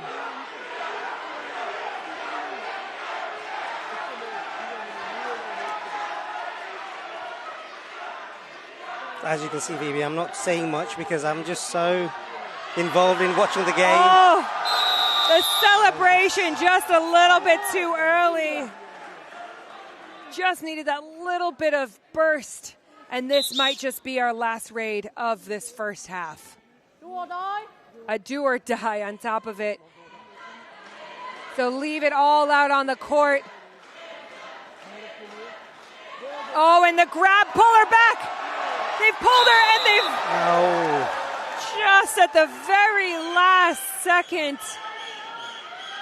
reached her hand out. Taking out 2 defenders. Wow, what a half this has been. Now the teams are going to trade sides of the court. Your current score is 40-14, India to England. A very dominant performance here from the favorites, India, but England have been putting up a battle. The defense stepping up hugely in that first half, especially in that second quarter. And just like that, we're going to have a little bit of a break. I'm Phoebe Schechter. I am proud to be joined by Monhil Islam, and we will be back in just a couple minutes. Grab a coffee, a tea, some snacks. Popcorn, because the show is going to continue. We'll see you in a couple minutes.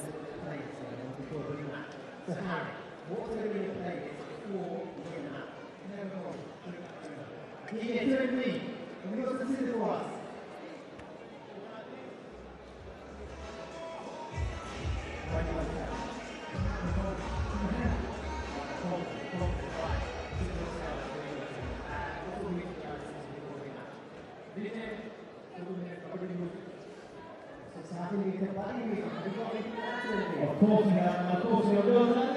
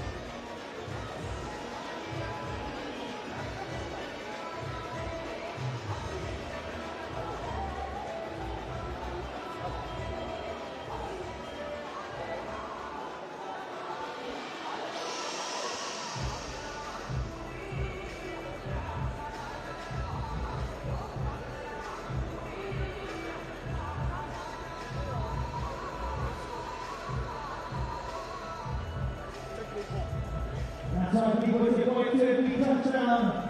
Who's enjoying the football today? Today!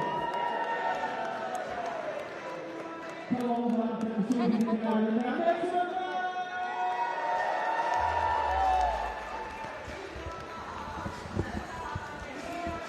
Hello and welcome back. As Monil said to you before, make sure you get your popcorn. I'm your host, Phoebe Schechter, former England captain, and I'm so pleased. Monil hasn't left me.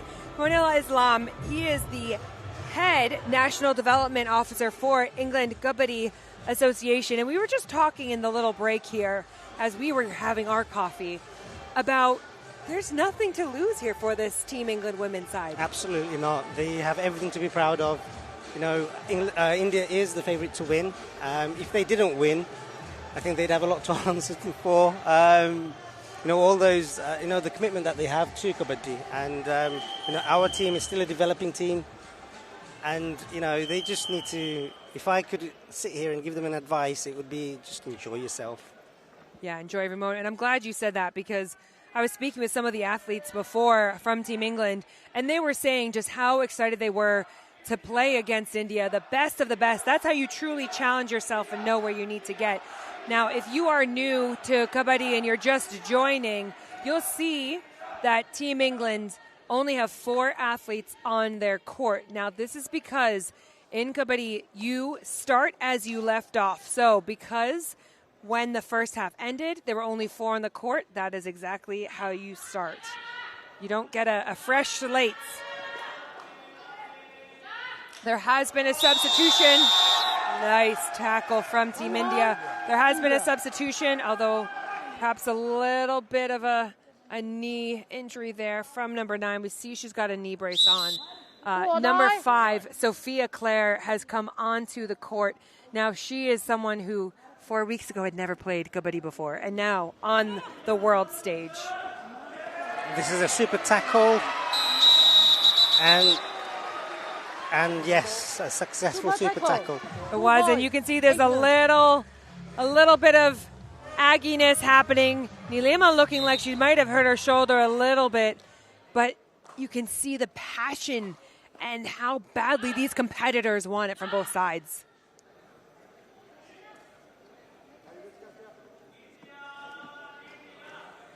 As the India cheers. So as you'll notice in that moment, the raider came across, checked in for the raid. They know that their defense is stronger. They don't want to be stuck in a super tackle where in England have an opportunity to get points on them. So they're inviting the raid because they feel that their defense is much stronger.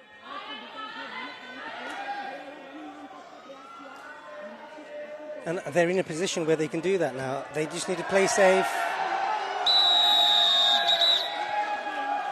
get the points on the defense, and that's all they need to do. And you love the passion there from number 6 from Team England. Nilima still reaching out with a hurt shoulder, working her hardest for her team, and it was just a little bit too low. There was a sneaky toe touch on the way out, taking out 2 England players. And it's so challenging in those moments. I mean, number 6, Jashandeep Kaur, is such a talented raider. Now, what's so incredible about this tournament as well, besides the fact that we are in a multitude of cities across the Midlands, is this is actually being streamed in multiple languages. Of course, us doing it in English, but also Hindi as well. Yeah. There is access to the sport no matter where you are. This is probably being watched by over 300 million people. That's how wide it's reaching globally. And Kabaddi is a sport that is looking to, it has a very clear pathway, right? Looking to be Commonwealth Games, Asian Games, build up to the World Games, and then ultimately getting to the Olympics one day. I think that is the dream of this sport. That is the dream. I mean, this was a dream. And you've achieved it. Believe, so dream, it will happen. It will happen. Absolutely. And you've spoken into fruition now. So it will definitely happen. And I think the amount of fans that this sport will have after watching this phenomenal event, a little bit of a personnel change there. People do have sides that they enjoy to play on. Smart by Sophia Clare to not get involved in the tackle. Number 8 again, the captain, Shalipa, has been so terrific. Oh, and a little fall. And you love to see the help from the team A little limp by Pravina running off the court. But again, we talk about the spirit of the warrior. My goodness, does this England team embody that? I mean, they went in knowing that they'd have to work really, really hard. And you wouldn't want it any other way. No, absolutely not. They need to walk away thinking that they've given it their 100%. And, you know, in any sport, if you're lose to a better team, you don't feel as bad. No, there's a definite honor that comes along with it, potentially losing in the final to India on home turf. I mean, but just think so many people that are inspired by this that now might want to be involved. I mean, I know when explaining it to people, it is a little bit like a mix of British Bulldog, some sort of mixed martial arts, Brazilian Jiu-Jitsu and tag. It just brings in all the elements of all the other major sports together in one. Look at the ability of number 6, Jashandeep Kaur, to run forwards and change direction. But England are not relenting, and a terrific tackle there from this England side. A do or die for Raider Nilima. A little bit of pressure here. She's got to get points. Bonus or touch. The bonus is on because there's 6, but she tries to push off. And yes. Can she do it? She has done it. Yes, she has. I think that's 2. As 3, a super raid. And now a fulfilled Team England defense. The crowd is going crazy in here. They are creating moments that they will cherish forever. And that's all this is. They look at how they've closed the gap. Yes, currently India 49, England 21. But this is all with the right trajectory. Number 5 rating, Manisha for Team India. And only 3 left on Team India. So now a potential super raid or super tackle is alive.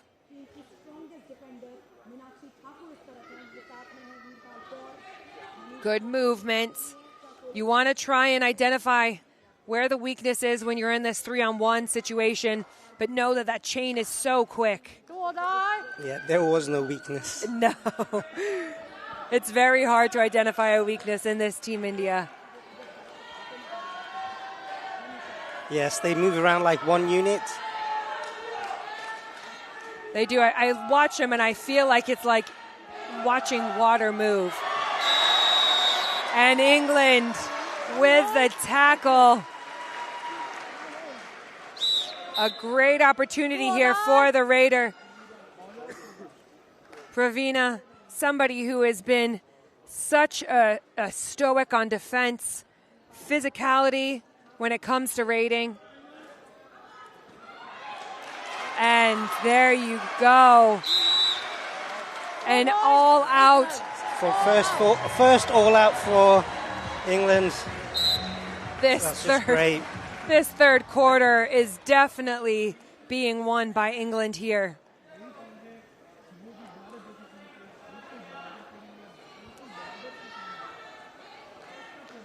Great vision. I mean, you watch Ravina's eyes. They never come off her feet of the Raider. Their captain, Shalipa. And the England chants are going from the crowd. She's left with an empty raid. Goes to speak to this defense now. A quick coming back here because, again, England know their defense is the stronger of the 2 units. And they're putting the pressure back onto India. This is a do or die.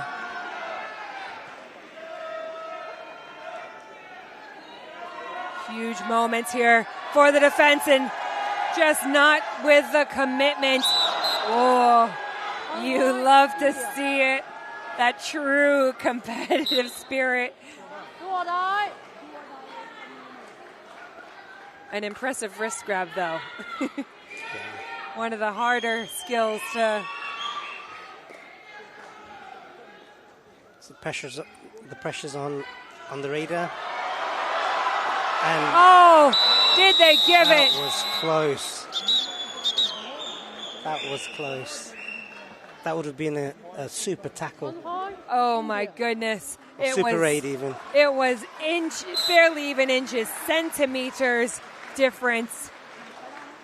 What a great effort there. She is a very powerful raider. It's amazing how everyone's different skill sets come to life in these moments. And you can't underestimate anybody here. No, the team that we have for England, they are the best that we have. And they're only going to get better. And a raid from Sophia here, who actually plays wide receiver for Team Great Britain, American football. And here she is with her speed. The flying hand touch. The crowd love it. And that's the end of another quarter. What an exhilarating quarter that was. That was stamped. I think England dominated that quarter. I could not agree more. I think even India perhaps were not ready. The halftime adjustments by Team England, the fire and spirit in which they performed is definitely something that they will remember forever. But one last quarter, 10 minutes left in this finals match between India and England women's team. But this whole week, watching all the different countries compete, we've seen Hong Kong, China, we've seen Hungary, Wales, a brand new team, Poland as well, all of them showcasing why they should be here. Now India has gone undefeated essentially to get to this point, and so have England. England, this is their first game that, they are on the losing end. But overall, there's just nothing to complain about. They've just been phenomenal. I'm just so proud of them. And you could hear the glee in your voice. It's been really such a pleasure even just to have you sat here and I get to experience and see what you've been able to build over all these years coming to life. And you should be so proud of yourself and this England women's team. I mean, just amazing. I mean, I am, and it's not just me. It's a team effort. We've got two fantastic coaches that came together, Sushil and Matthew, who worked really tirelessly over the 4 months to train the girls' team and the boys' team. So, it has been a big team effort. Sacrificed so much over the last 4 months. And that's what you love to see. We see the men's team and the women's team all helping each other out, the cross-coaching. It's just exactly what you want, the community that is built amongst all of the countries here. Even in warm-ups, I've seen Team Poland and Hungary and Hong Kong, China working together. You couldn't ask for anything better. Off the pitch, everyone's friends, aren't they? And that's what's so wonderful. On the pitch, the true competitors are out in full force, but everyone off the pitch is just so excited for what's being built here.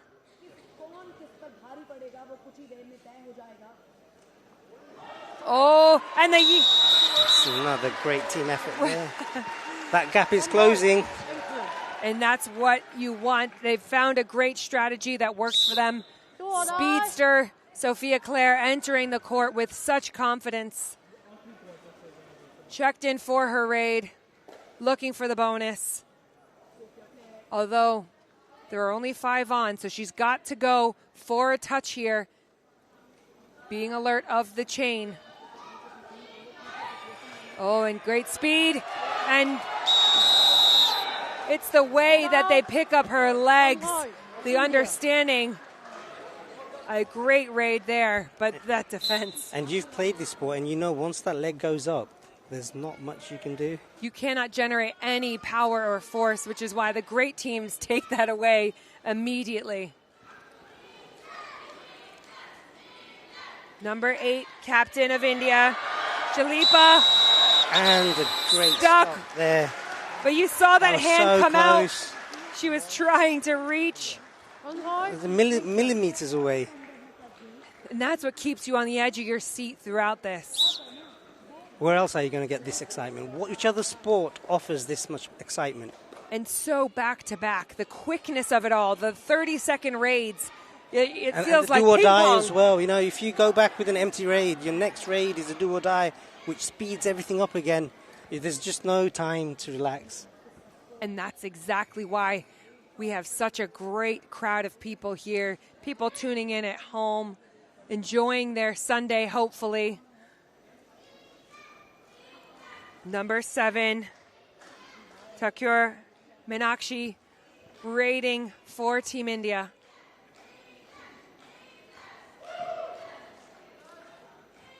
You'll see the distraction techniques from the stoppers, whether it's communication, the slap of the legs, noises, whatever it is to steal the raider's eyes.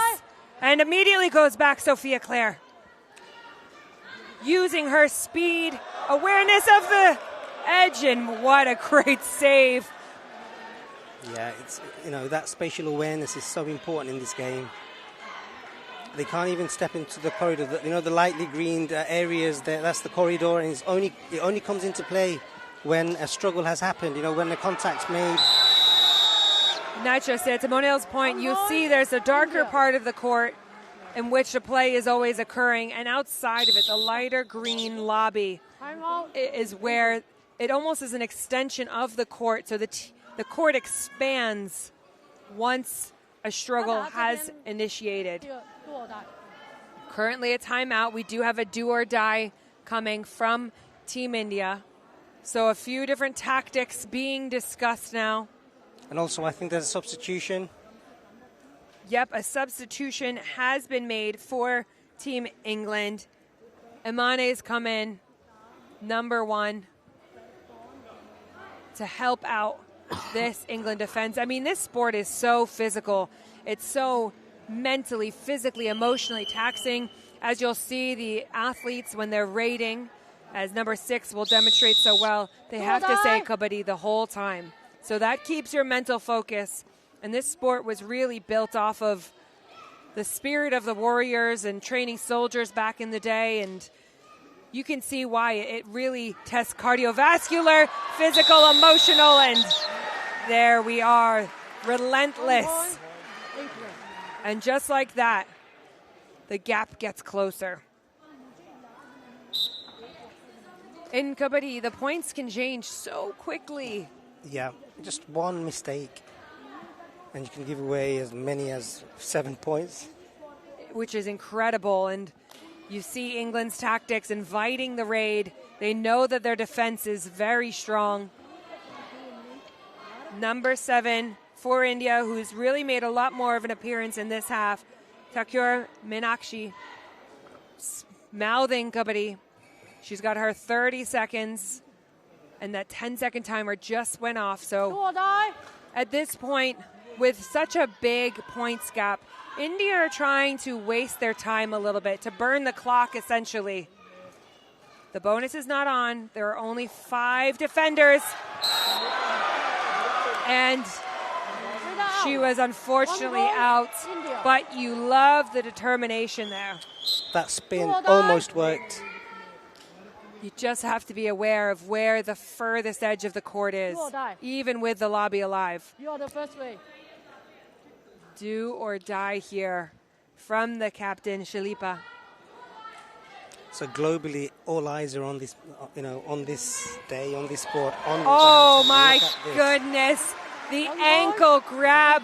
What looked like at first she had tripped. That was the phenomenal corner there. Piravina. And a timeout is called. And to your point, you were saying how globally this is. Yeah, all eyes are on this stage at this moment in time. And look where, we are. Everyone's watching around the country, around the world. This is in fact the second most watched sport in India, after cricket. Of course. And we've just seen cricket as a sport that has recently made it into the 2028 Olympics as one of the 5 newly introduced sports. So it goes to speak to the level of attention, athleticism. Sports like this are really what drive a lot of the growth and excitement around Olympic sports. We just have seen some of the other sporting clubs from around the area. We saw Wolverhampton Wrestling Club with a sign. And here we go, inviting the raid, asking India to step into the lion's den here of Team England. Checking in for the raid over the balk line. And number 7, she has felt the force of the defence a couple of times now. So a bit hesitant now to go in. And rightfully, I mean, with their experience, she probably feels that, oh, there's no need for me to do that. No, you don't. She felt the force. And you don't want to be in that physical battle every single time. No, it's so taxing on you. And, you know, there becomes an element where you're avoiding injury ultimately. 5 on the court, so no bonus alive. Mon trying to go for the scorpion kick here. But India so good and physical. You love to see the attempt at the reach. She's just got to keep her feet in bounds. She has the length. So this is pressure on the raider. And a great tackle. The support from the right corner and right in, coming across. The experience, the captain, Athira number 3. And again. And almost towards the end of this game, you know, their defenses come together so well. I think every single time they've tried to stop a raider, they've managed successfully. You're spot on, Monil. But also, if you've never played against anybody to this level, to India's level, you naturally are going to get better as you play the best that there is. And so the biggest challenge will be to England after this competition, after today. How do they maintain playing at such a high level?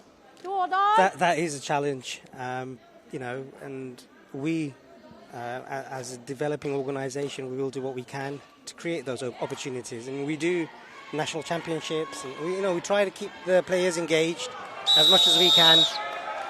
That's another stop.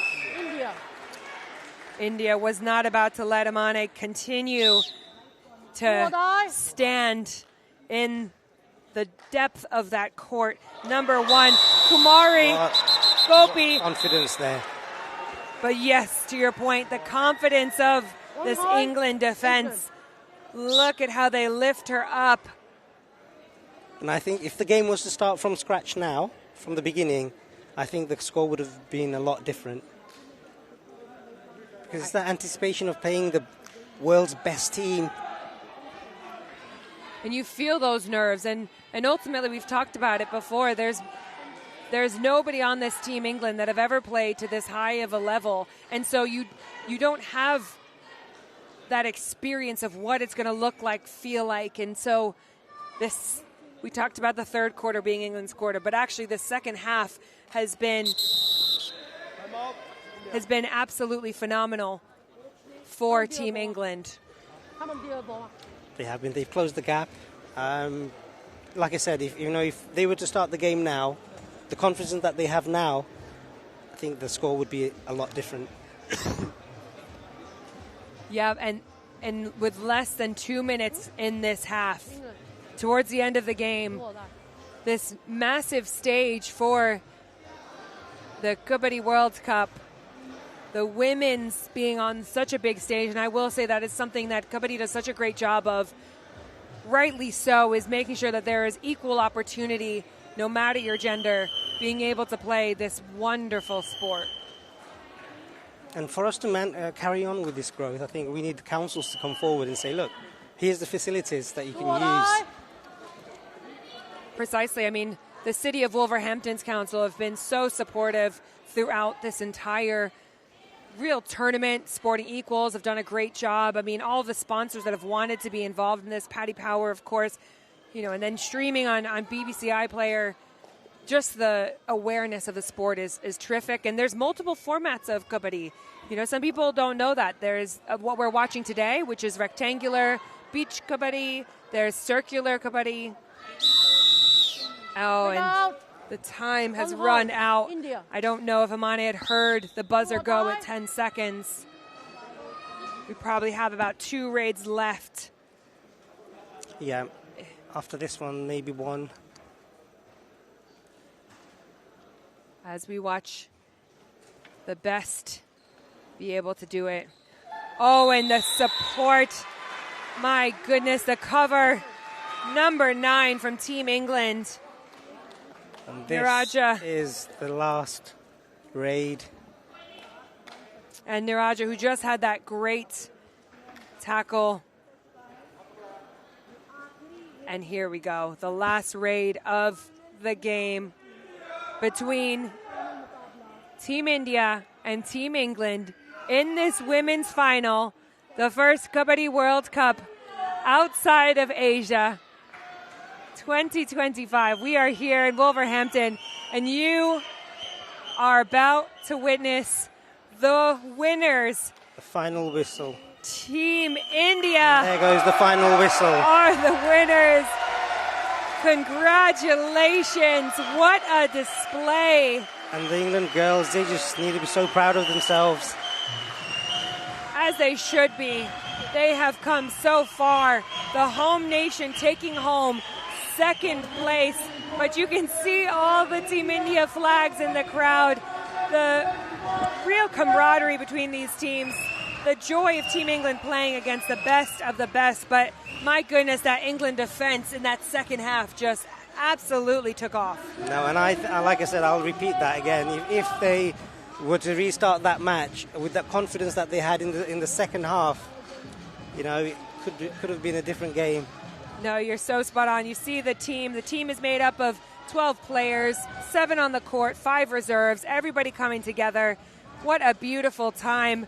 Now, the next game is going to be the men's final. That is going to again be home nation England taking on tournament favorites India at 3:30 p.m. here on BBC iPlayer. This is the Kabaddi World Cup 2025, sponsored by Paddy Power. I'm Phoebe Schechter, and I've been joined by the wonderful Monhil Islam. Thank you so much for joining us, and we will see you in a little bit. Thank you, Phoebe.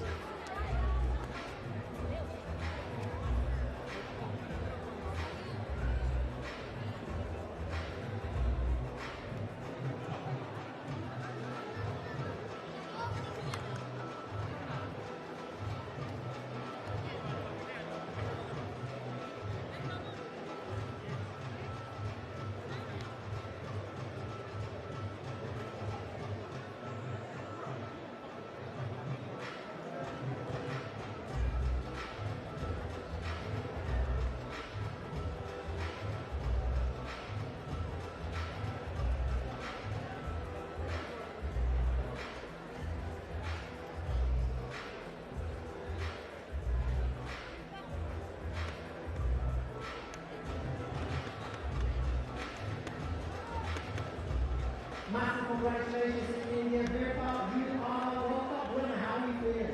We are feeling very good. Super excited. Yeah. Talk to me about the tournament. How much have you enjoyed it? How difficult was the match today?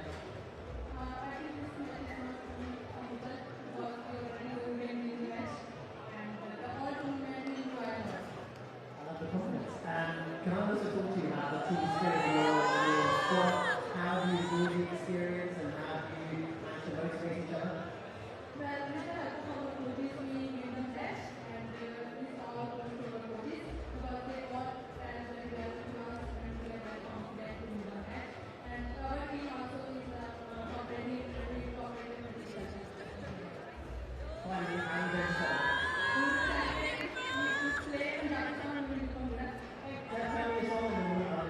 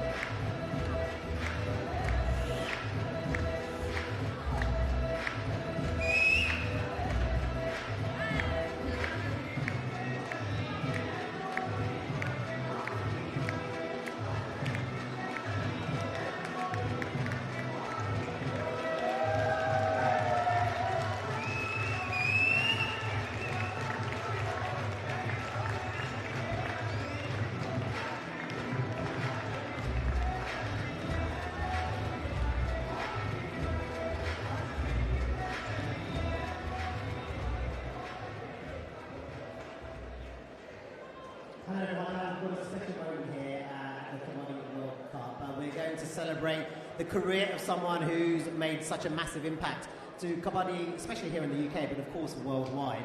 And we have some news as well to share about the next Kabaddi World Cup. I've got the Chief Executive of the Kabaddi World Cup, Prem Singh, alongside me. I've also got Bobby Singh Dillon alongside me, who's President of Pan American Kabaddi. I've got Ashok Das as well, President of UK and World Kabaddi, and Dr. Osama Saeed, the incoming President of World Kabaddi 2. Can we also just get a quick word from yourself, Dr. Saeed, about this special moment? Ashok Das, thank you for everything, and thank you for offering everything for World Kabaddi. Thank you, many thanks. And I would like to thank UK to hosting World Cup 25. Great World Cup. Thank you for everybody. A special award for Ashok Das for all his contributions to World Kabaddi. Round of applause for Ashok Das.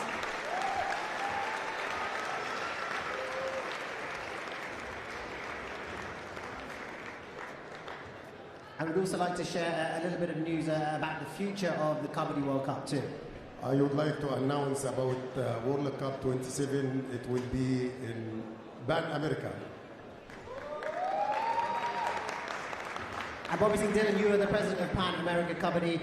It's been a massive event here in the UK. What have you made of it, and how excited are you about hosting in 4 years' time? Yeah, we are very happy, and I'm thankful to World Kabaddi to give us a chance, and actually going to be in 27, the World Cup. And this really great opportunity. The first step that UK has took it to outside of Asia. The second step we are taking outside of Asia again in USA and Canada and Pan America. Brilliant. One song. I would like to invite Mr. Arasu bring the flag World Cup. Yeah, if you want to bring the flag over very, very quickly. In the meantime, I'm also going to get a few words shortly from Ashok Das. If you want to just hand over the flag for the Kabaddi World Cup.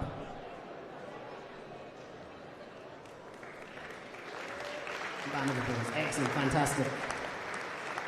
You sure you can carry that on your own, sir? Do you need a hand? Oh, well done. You got guns of steel. I love that. Ashok Das, just a couple of words from you about the Kabaddi World Cup and this special commemoration of your career. First of all, I want to thank you, all of you, my community, who are here to support me. This is a long journey. This is a long journey, and the dream come true today, and with the help of sport for everybody. I can't have a word to thank the world began Wolverhampton. This is your own sport. Kabaddi, Kabaddi, Kabaddi. Thank you. Brilliant stuff. Thank you so much. Massive round of applause. We look forward to the next World Cup in 4 years' time. Dr. Arasu, would you like to say a couple of words very quickly and briefly? I think obviously I would thank Mr. Ashok for job well done, and also to Mr. Prem. And I really hope everyone here make the trip to Pan America. 2027, you have 2 years to get ready. Not only the teams, but also every single soul who loves Kabaddi. You all should be there. Thank you. Absolutely. If you're paying, sir, you will all be coming. Absolutely. Last final word. Prem Singh, massive World Cup final coming up. Can you say a couple of words for everybody in here to get super excited? This World Cup is not just about Kabaddi. It's about bringing the British communities together, and I think we've done that. This is about you. People support belongs to the people. It's going to be a great final, and just remember one thing. We're all in it together, and I'm definitely going to America, but I'm not going to have to work hard like I've had to work here. Bobby said I'm a guest. Yeah, he'll be at the casinos in Las Vegas, everybody. As for us, we've got a few minutes left. We've got the World Cup final for the men's, England versus India, coming up for you very, very shortly.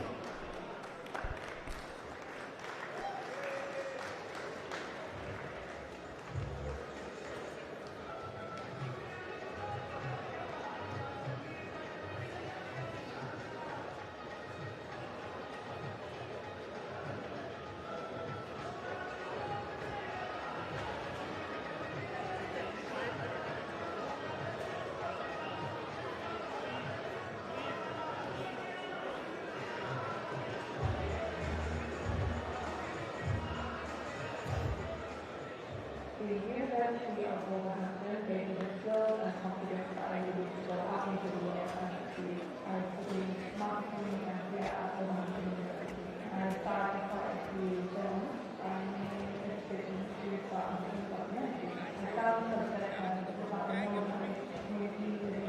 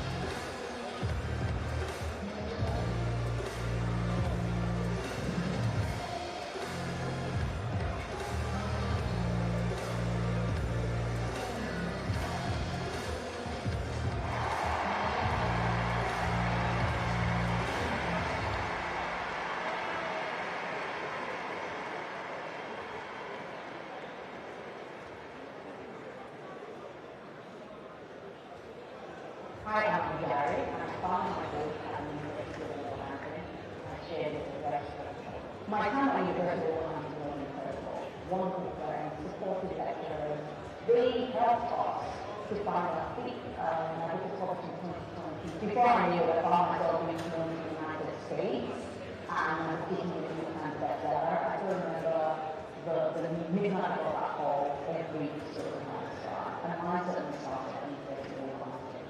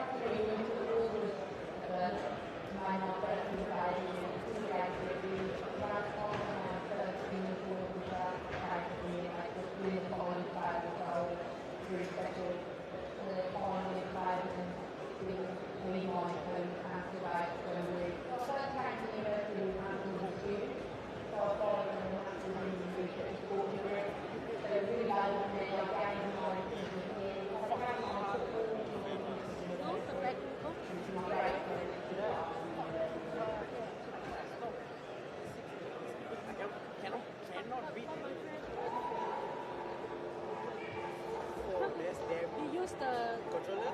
I use controller to lose.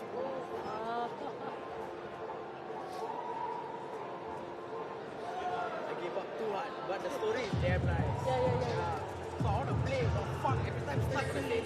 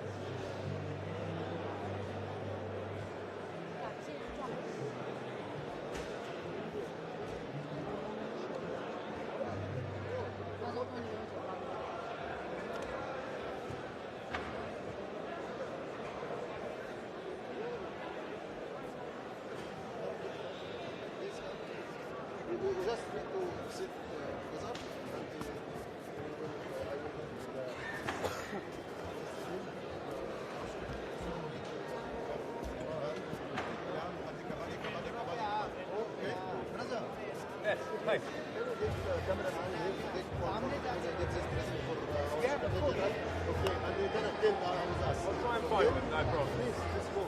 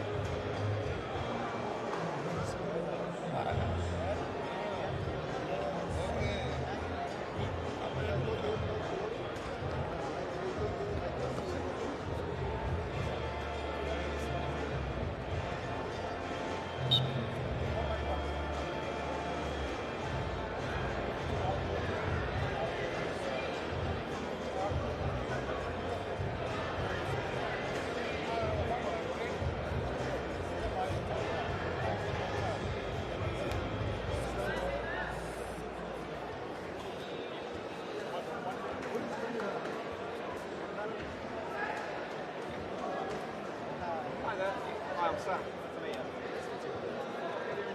I might be able to use it.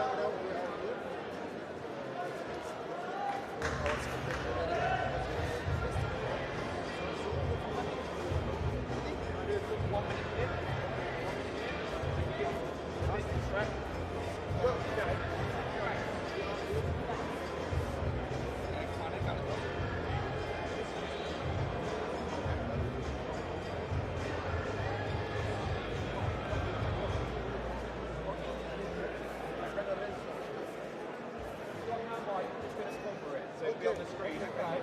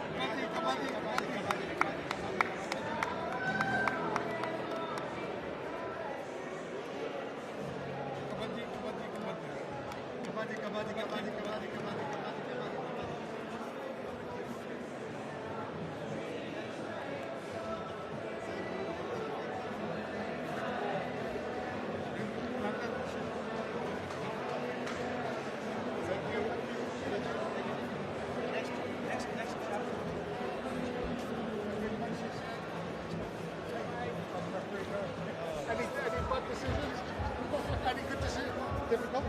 This is going to be a difficult match. Yeah. Because they are not very fast. Yeah. You're doing a great job, guys. It's a great job.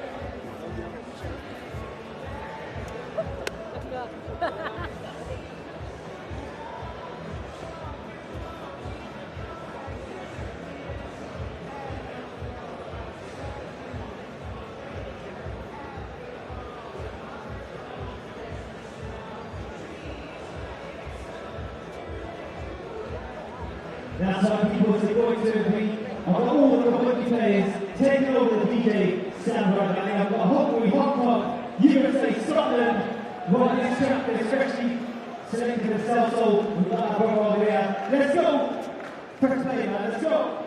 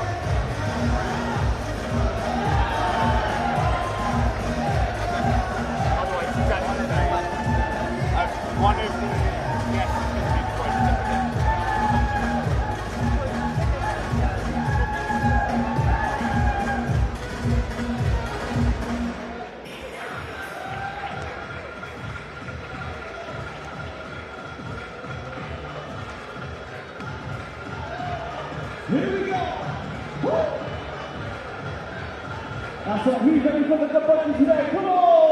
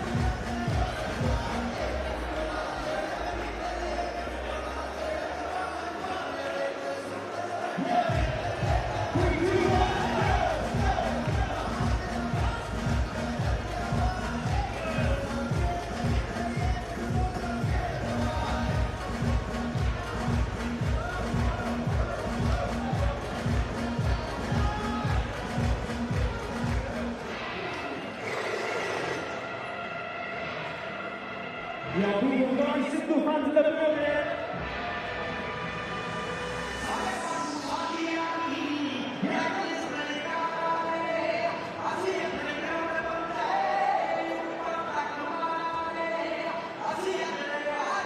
Here we go.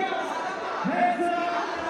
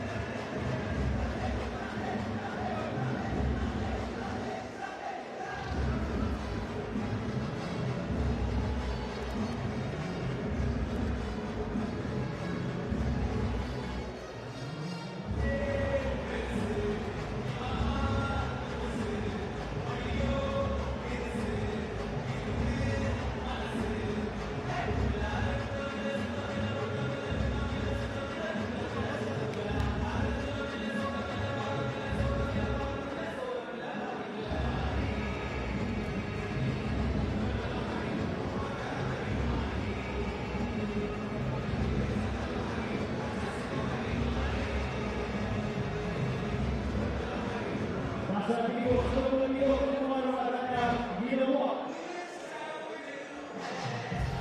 Yeah, this is it.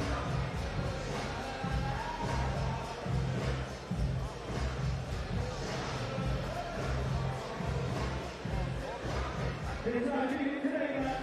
Shout out to Wolverhampton. Let's go!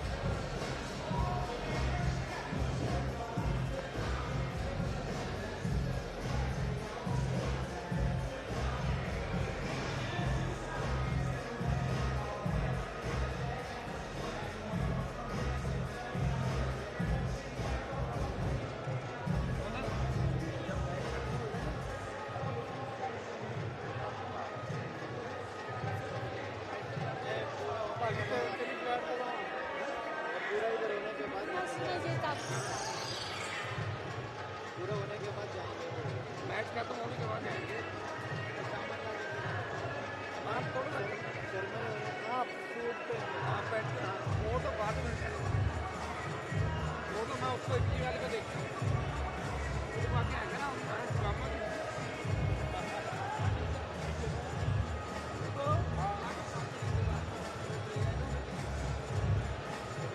तो डाल के आएंगे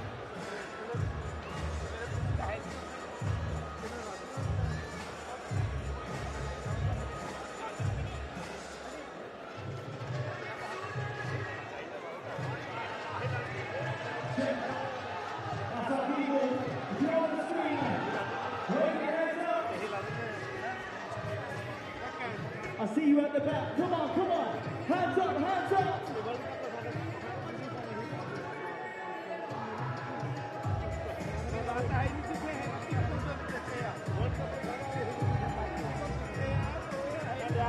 That's right. East League Kabaddi recruit. I'm loving it.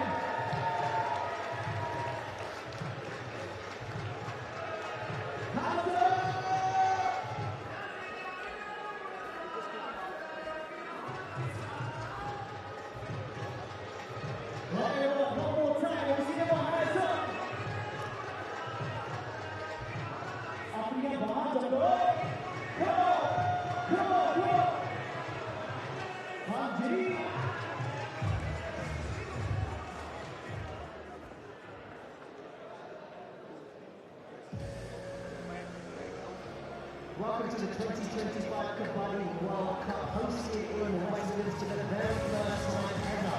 Let's make Kabaddi!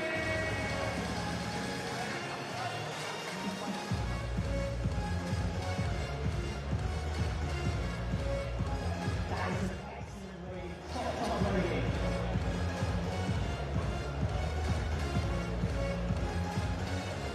Our kind of participation, brilliant happening.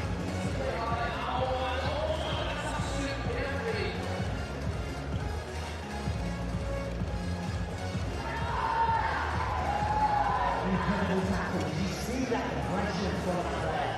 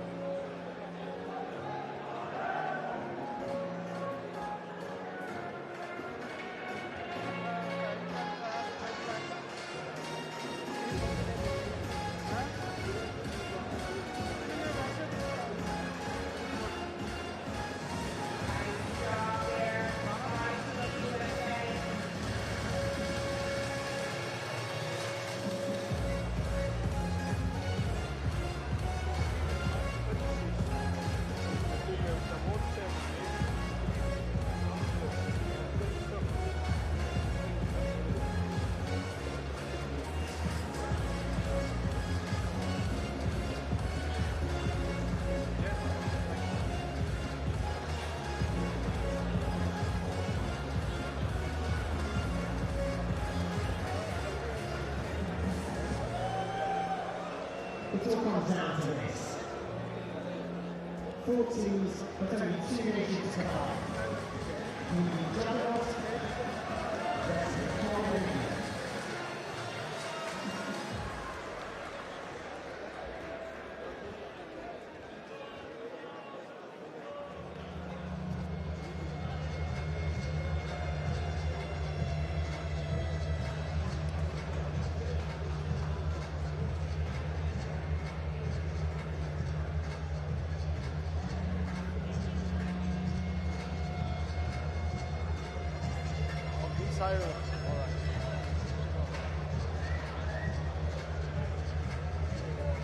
Wolverhampton, are you ready for our Kabaddi World Cup final? I'm going to need you to do better than that. Are you ready? Right, I need that energy, I need that noise going for this final. It's the biggest match of the tournament. It's the final match of the tournament. England versus India. We're going to be with you very, very shortly.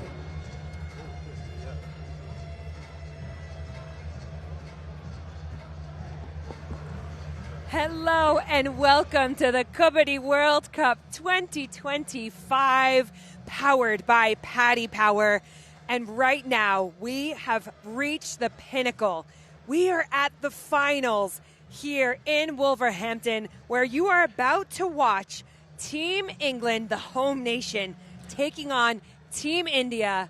My name is Phoebe Schechter, former captain for Women's England Kabaddi, and I am so honored to be joined by one of my co-commentators this week, Coach Skippy Dillon of Team Scotland. First off, congratulations today on a win. Thank you very Scotland much. coming third place for anybody that missed that. Yeah. You must be so elated. I'm very elated, thanks, Phoebe. It's been a tough journey to get here, and we're so appreciative of the honour of that they've bestowed on us. Now getting a bronze medal is not much more than I could have ever wanted, but I'm so happy to be here.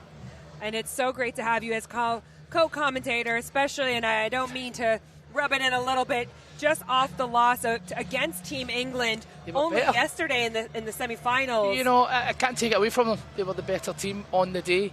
Our strategy didn't work. England just knew how to manipulate and work our back line, and it worked beautifully. They had definitely deserved the win. I'm not going to take that away from them. They were deserving winners of that game. And how lucky are we as listeners, as your co-coms, to actually have your expertise playing against this team, bringing you all the action here on BBC iPlayer. I mean, let's look at what these two teams ultimately. So England have won their group, Group A. India have won their group, Group B. India have been the favourites coming into this tournament. Yeah. What do you think makes them so good? It's just how comfortable they are on the mats. When you watch them play, the composure they keep, and just the professional attitude that they've got is just amazing for us to watch. As the team watches them, they're trying to learn new techniques. And hopefully, I don't say hopefully, they will definitely be on top form today. I think it's going to be a close match, but India has the leading edge. You're right, and we even saw this in the game before. So previous to this game was the women's final between, again, home nation Team England versus Team India, and you could just see, to your point, the comfort, the ease at which they move, their rating ability, and I think the biggest and most impressive thing when you watch a team at this level is the way that they stop together, their Absolutely. The synergy they've got in the back six when they're protecting the radar. You can't get that. These women have been playing for a long time back in India. It's been grassroots sports for them. That's what we need to do to get this sport, on the map in the UK. You're so spot on, and that's what's so wonderful, right? This Kabaddi World Cup has been touring throughout the Midlands. We've been in Walsall, Birmingham, Coventry, of course, today at Aldersley and Wolverhampton. It's really brought the sport into the community, and not only that, these teams, these athletes have been going into local schools throughout the week and delivering kabaddi. Yeah, we took the team out. Team Scotland went out as well, and the appreciation from the audience is just excellent. The schools have been involved. We met some fans that they were listening to other media streams, and they were just like, "Oh, we're really rooting for you." And for us to get that, considering we were ranked outsiders, is just phenomenal. To get where we are is just it's still a dream for us. It is, and that's why I think it's been so great. We've had fans from all over the country, even all over the world. I know, yes, we see some of the teams who previously have been playing, the men's, the women's teams as far as Hong Kong, China, traveling out here. The men's category had 9, the women's had 6. They're all here ready for this final, the true moment of excitement out here. And for any of you that are new to the sport, Kabaddi, we're going to take you through the rules. Don't worry. We're going to educate as long as talk about... Yeah, we'll explain what goes right and what goes wrong and what I think the teams are thinking and their strategy against India and India's strategy against England. We'll just give you some pointers and where we think it's going, and hopefully you can understand it. Yeah, and it is just one of those games. It's so explosive. But here come Team England, led out by their captain, Hardeep Singh. Look at the sparklers, the true pageantry of the sport. Looks great. Looks phenomenal. The crowd going crazy for the home nation. The pride from this team. Undefeated so far. Let me point that out. England sit very strongly in this tournament. They've got a strong squad. They're a good strong of 15 in there. They do, and for all of you, 15 is what's allowed as we welcome out Team India. Here they come, the reigning champions. One of the best teams I've ever seen play. And then a real treat for our viewers at home, being able to watch the best of the best, the comfort within this sport, led out by Captain Manthiram Arugumam.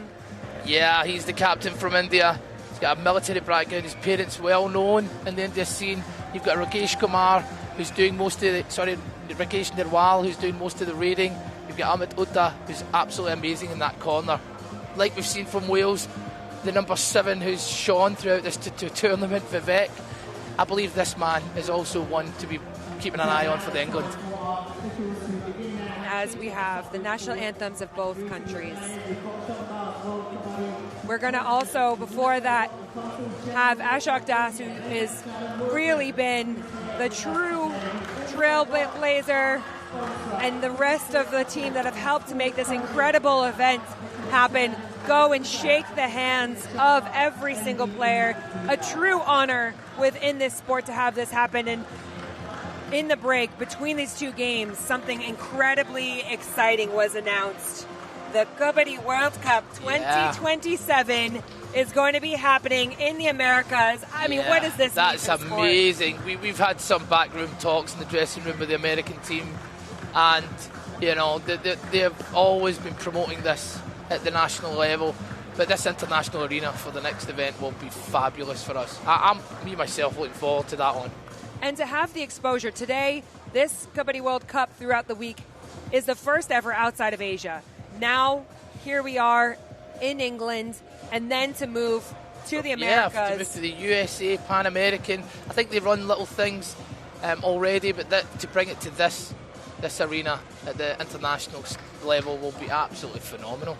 It will. I mean, I remember when our England women's team played in Toronto, Canada, it was a sold-out ice hockey stadium, professional ice hockey stadium, completely sold out. So imagine what that would do. Wow, can you imagine what it will do? And you know the Americans like doing things big, and I can't see it anything but that. It'll be so extravagant. It'll be so colourful, so diverse. It'll be amazing for the sport. I just wish it was sooner. Absolutely, as we stand for the national anthems.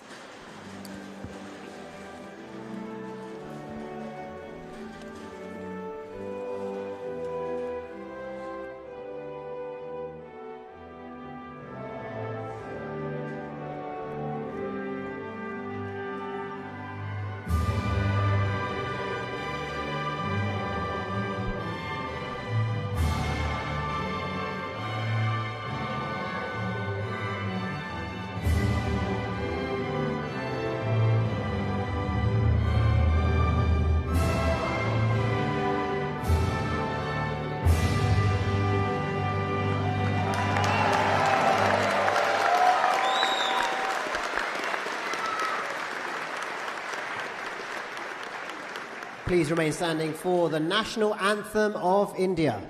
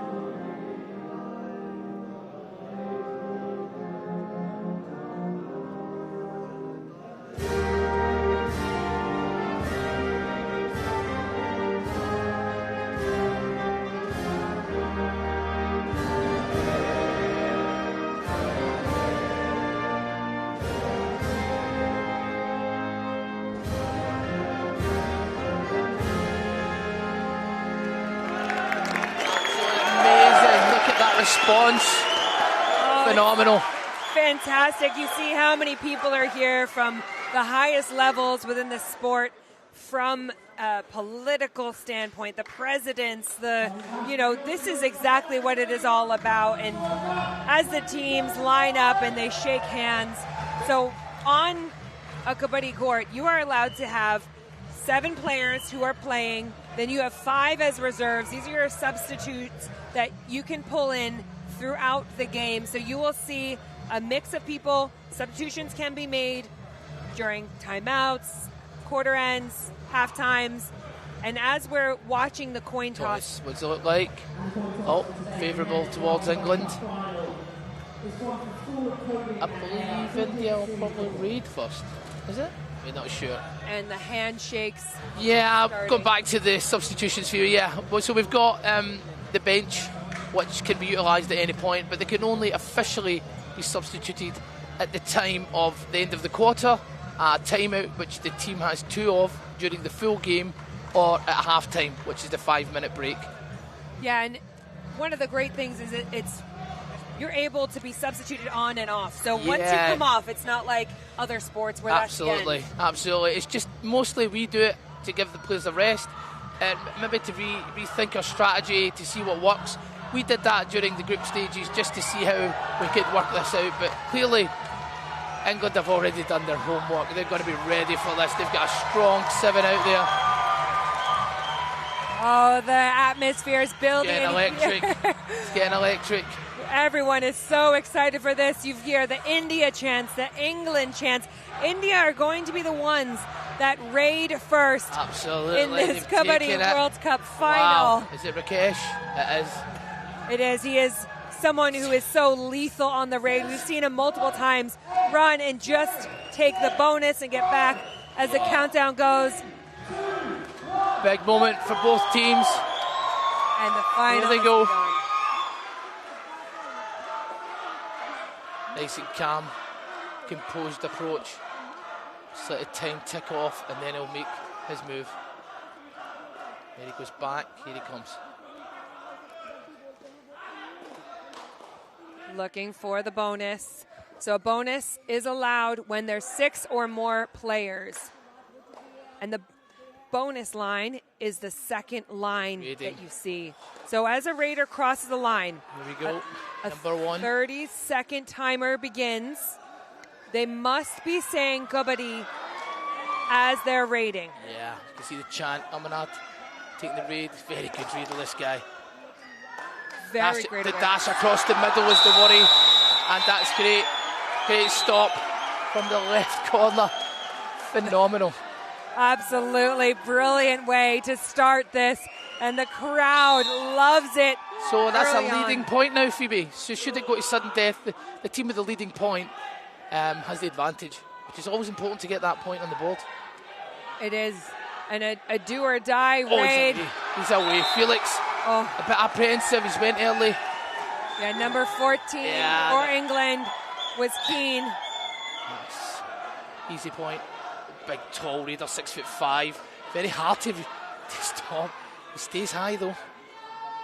Stays high. In the men's division, the weight category is 85 kilos, and so when you can be quite a tall, limmy raider, as we see number 10. It's a great defence. See the defence, the way it moves. Very difficult for even someone of that height to get near them. No, you're so spot on. Number 9. Nawal Rakesh. And you see yes, the toe touch. Traditional Kabaddi celebration, the slap of the inner thigh, the point to the sky for the points. What a great start to this do match. Or die. So the last one was an empty raid, Phoebe, so they have to commit and try and touch. Now you'll try and go deep, you'll bring them in, and he's got them in, and there it is. Another great ankle grab. This is India at their best so far. This is what we've wanted to see from India all week long. They knew coming into this tournament they would be the favorites. The pressure's been on them, and they are playing it like water off a duck's back right now. Just phenomenally. The moment is not too big for this India team. Oh, that's good. That's very, very composed raid. And here we go. This could be an all-out, but let's see what the ACOM can do. So an all-out, because this is the last player on the court left for Team England. He will go for it. He will commit. He will commit. He's giving them. He's not lifted his legs. Go for the bonus. Has to go for the bonus. They'll give him the bonus. They will give him the bonus. 10-second timer gone. No, he doesn't want to go back himself. He doesn't want to go back, and he's had to go in the middle. Oh, that was a big jump. A big jump. He thought he almost had to go had for it. He had to go for it, and it's a timeout already. A timeout. We saw Captain Singh making a timeout call here. Look, this is a lot of pressure. Oh, he got the bonus. I was wondering why they got the point there, and I think what it was, they let him take the bonus, and then they took him out, so it's a point lost. 3-point advantage for the all-out as well. And you might as well in that situation, because otherwise, as a single player, he would have to really hold him up himself from a defensive. Very difficult one-on-one in this scenario because the court is so small. Yeah, the coach has already come up with a new strategy. England hoping to get some points back on the board. And sometimes you just need that reset. When you know you're going against the best of the best, it can be quite intimidating. The scorpion kick. What a kick. What a kick. Awarded the points. I mean, that's a tough one. He's so good, Nawal Rakesh. He is. And it's so hard to defend against him. And you watch how this India team move. Look at that movement. Oh, they're going right corner raiding, left corner raiding and dashing across. You see how the chain, when the two people are holding arms like that, they use each other for torque, to pull each other back, throw each other's forward, to also have a chain ready should a raider look to run into it. Sometimes we've seen already, right? Try and jump over or duck underneath. Yeah, you can see the technique. Oh, he's tying the kick, and Felix has moved too soon. Hardik should have controlled him. Like you said with the chain, perfect example. He needs to push him out. He needs to push him out. Yeah. So Felix, play the game. 14 from England. He's got to push him out because otherwise the raider is able to touch more of his athletes. He's got to push him out or across the middle. And the point is given. It's a do or die. Last raid for England was empty. And our traditional celebration. Oh, he's got a touch. First touch for Ekam. It's a good one. Huge start. Number 3 from India. Kumar Vinod has gone off.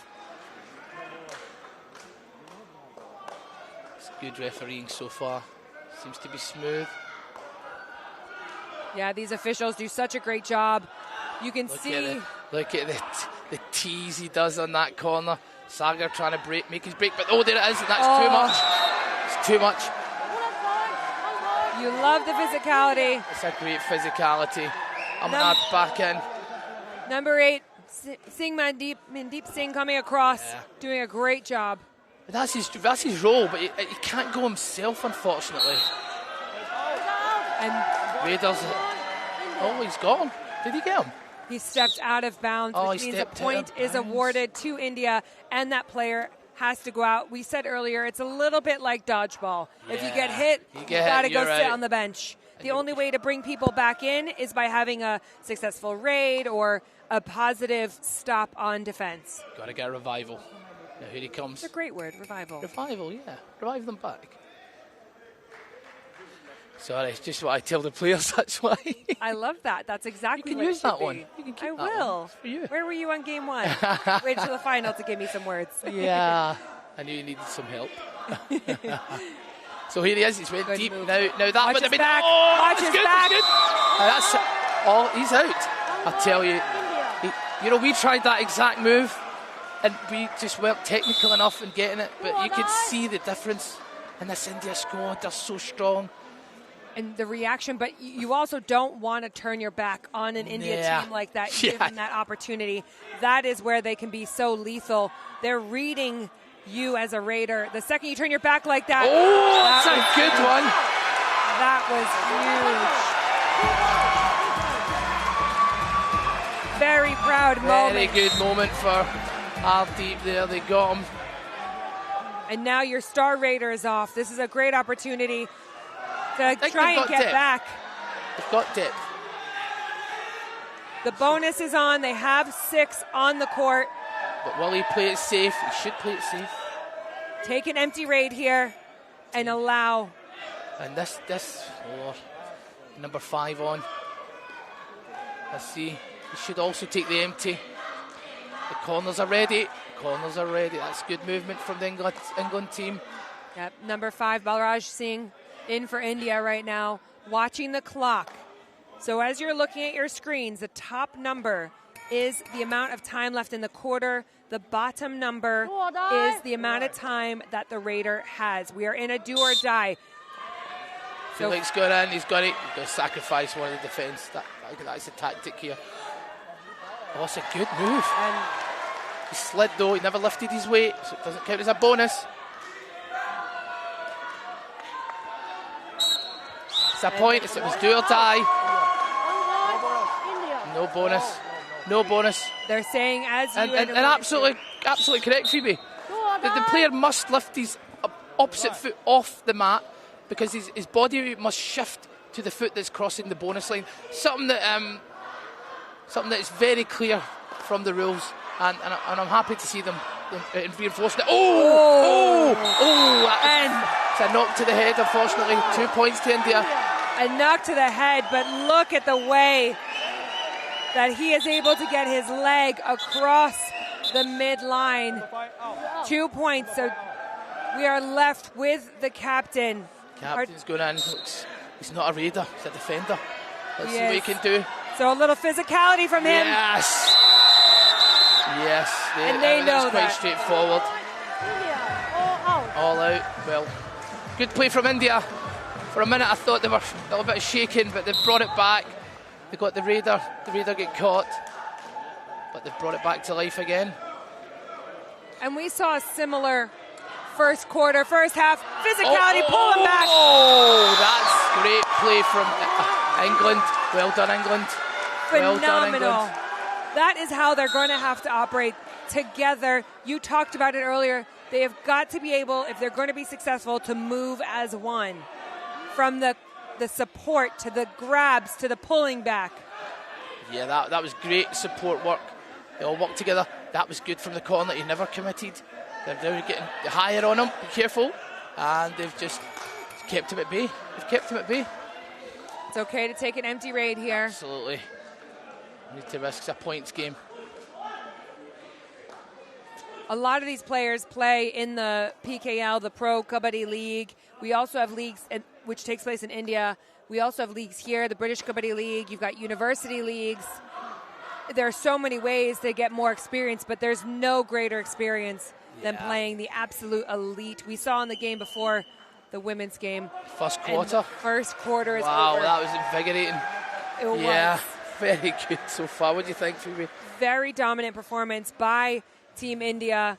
Again, we know their comfort with this, but the women's game we saw earlier, we saw a similar start where actually the second half was truly where Team England's women's almost shook the nerves off. They started to get a feel. Team India started getting a little bit tired. They took advantage of those moments, and so that's what we would be looking for here. I think this is just the beginning. We saw great defensive performance. Those last couple of stops, you've got to return to that. Got to return to that. They should take something away from that. You can't take it away from England. There was a couple of great stops, great synergy within the team. The defence worked well. Oh, and there was a couple of great raids from Rakesh.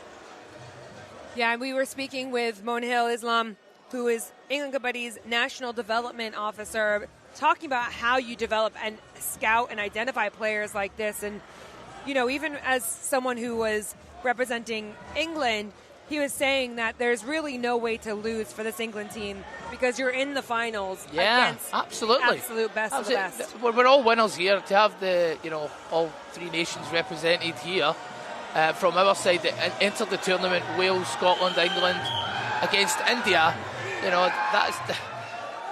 that's a great achievement for all the teams. It is, and the crowd were going crazy and dancing and just loving and soaking up every minute of this incredible match. Good reach. Wow, what a back grab. You can come and we practice that, and you know how difficult that move is. And you go round the Phoebe. I don't know. It's like they've got magic hands. But you just can't switch off for a second. You switch think off. you had a Do moment not. of breath there, and they come and strike like a wrapped-up cobra. I mean, this is what makes them so phenomenally dangerous. You cannot turn off your brain for a millisecond. Absolutely. And other teams, you know, they don't have the skill set for it or the technical ability, but this team is just phenomenal to watch. Just having an empty. He wants the empty raid. Which is an interesting decision with only 2 seconds to go. Yeah. Number 1 back out for England. Oh, a he's got nice touch. Got the touch. It was great speed. The way Amanat turned there was just explosive. He didn't even expect it. No, and we've talked so much throughout this about the integrity of the sport. You love to see number 9 from India, Narwal Rakesh. Was it do or die? I don't think they had to commit. I think he just went too early.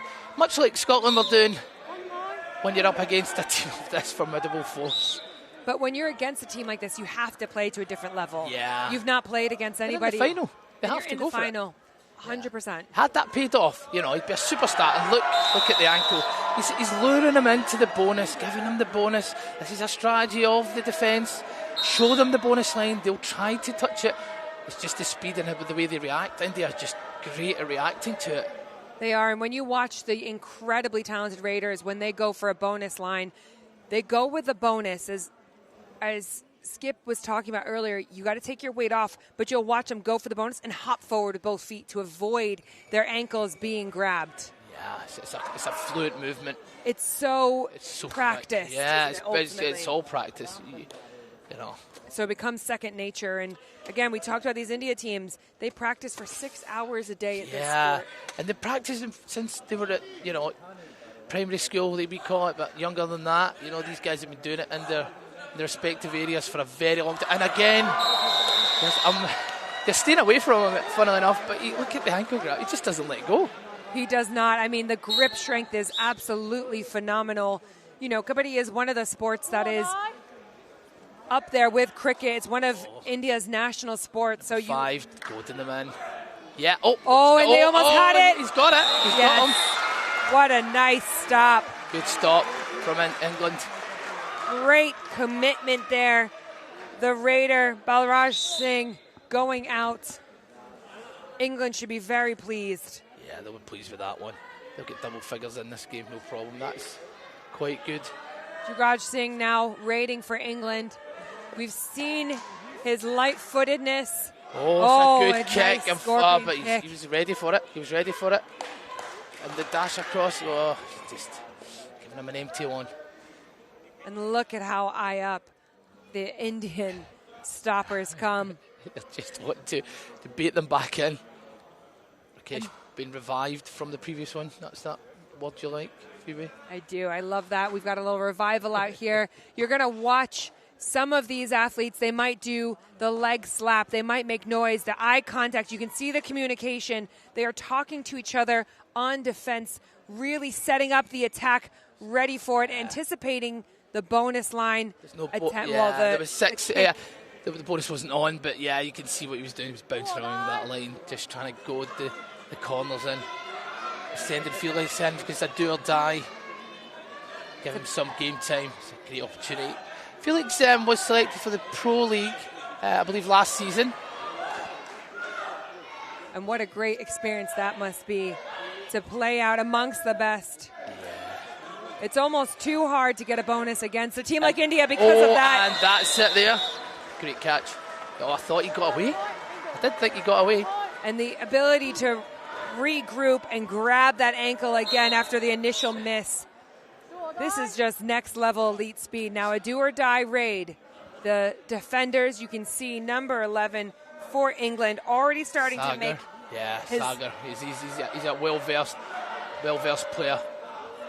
Knows his movement. Look how he's poised to grab that ankle. If he does, deep ready. Coming this side. And this is ran straight in. That was a great defensive move.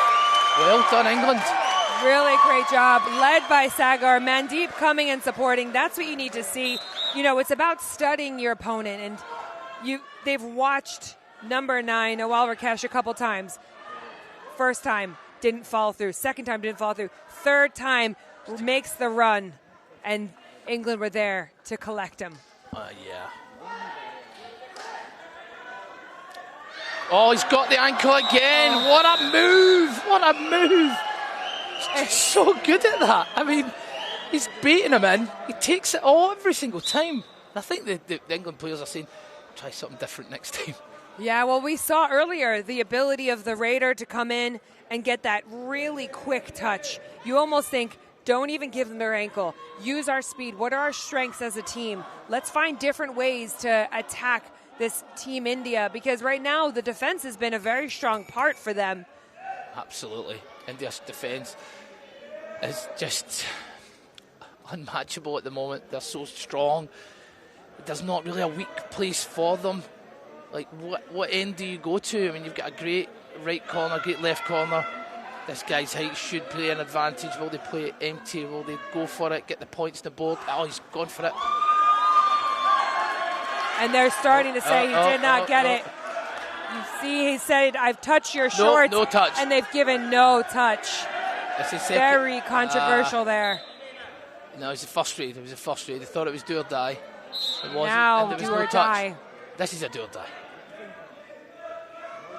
They must get points here. They must get a touch. They're going to go in. They're going to draw them in. Technically, they should draw them in. He's got the toe touch. He's got the toe touch. Yeah, I like the honesty. That's integrity and honesty. It's very good.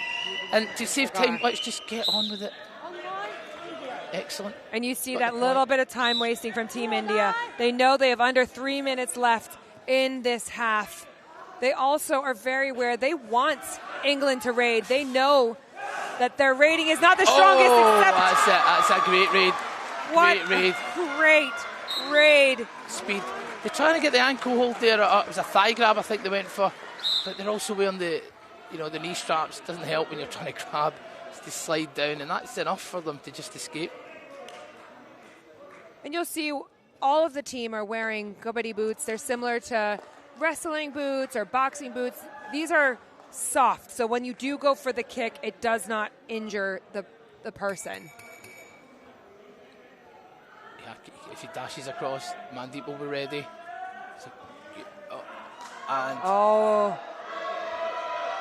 We see the captain. 1 point awarded. I think was he out of time? I think he was out of time. Interesting. He must not have heard. Can't have heard the whistle. The whistle. So the buzzer goes off at 10 seconds left in the raid, and he ran out of time. But that's what's hard, right? That was close. They did a quick change in the defence, and luckily they got away with it. He's coming deep. We've seen that tactic before by Amanpreet Singh. He was successful with the speed and the quick hand touch. Okay, send his second raiders in. I think they've only got one strong raider, the India team, but it seems to be enough.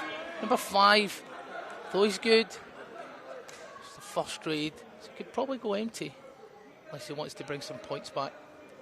Because the next raid for England will have to be a do or die.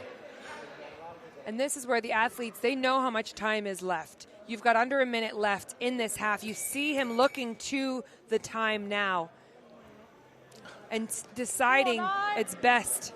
Who is going to go for a do or die? He comes coming for a do or die. He thinks he can get the points. He's got the reach. Just depends how the defence react. And he's got it, but look where he went. He went right very crazy. Oh, man. I mean, a great job. You've got to give him credit. The way that the defense works is you're usually trying to protect the ones in the middle, and they may not be able to move as fluidly. So if you can come in and attack like that. He's do or die. It's do or die, isn't it? He can still get it. Brilliant. It's a good defense. Good defensive move. They've got him. Great team effort. Felix on the ankle grab. Got it this time. He done well. Captain Hardeep coming across. I mean, that's what you need. If they're going to be successful, you've got to be able to tackle together. It's the last raid of the game. Last raid of the half here. And number 1, who has really been a shining star for them in terms of his speed, Amanpreet Singh. Yeah, that's at half-time. And just like that, yeah. half just time. under 14-point lead. It's not much. It's not much at all, and we've seen the tides turn very quickly in this sport. India are going to have to step up. You see England getting much more confident in their tactics in the end of that first half. I am going to give my adieu to my wonderful co-commentator. Thank you. Thank you so much. Thank you very much. And let's hope the second half is as good as the first. Absolutely. Thank you, Phoebe. And we will see you in a couple of minutes for the second half of this men's final here at the Kabaddi World Cup 2025, sponsored by Paddy Power.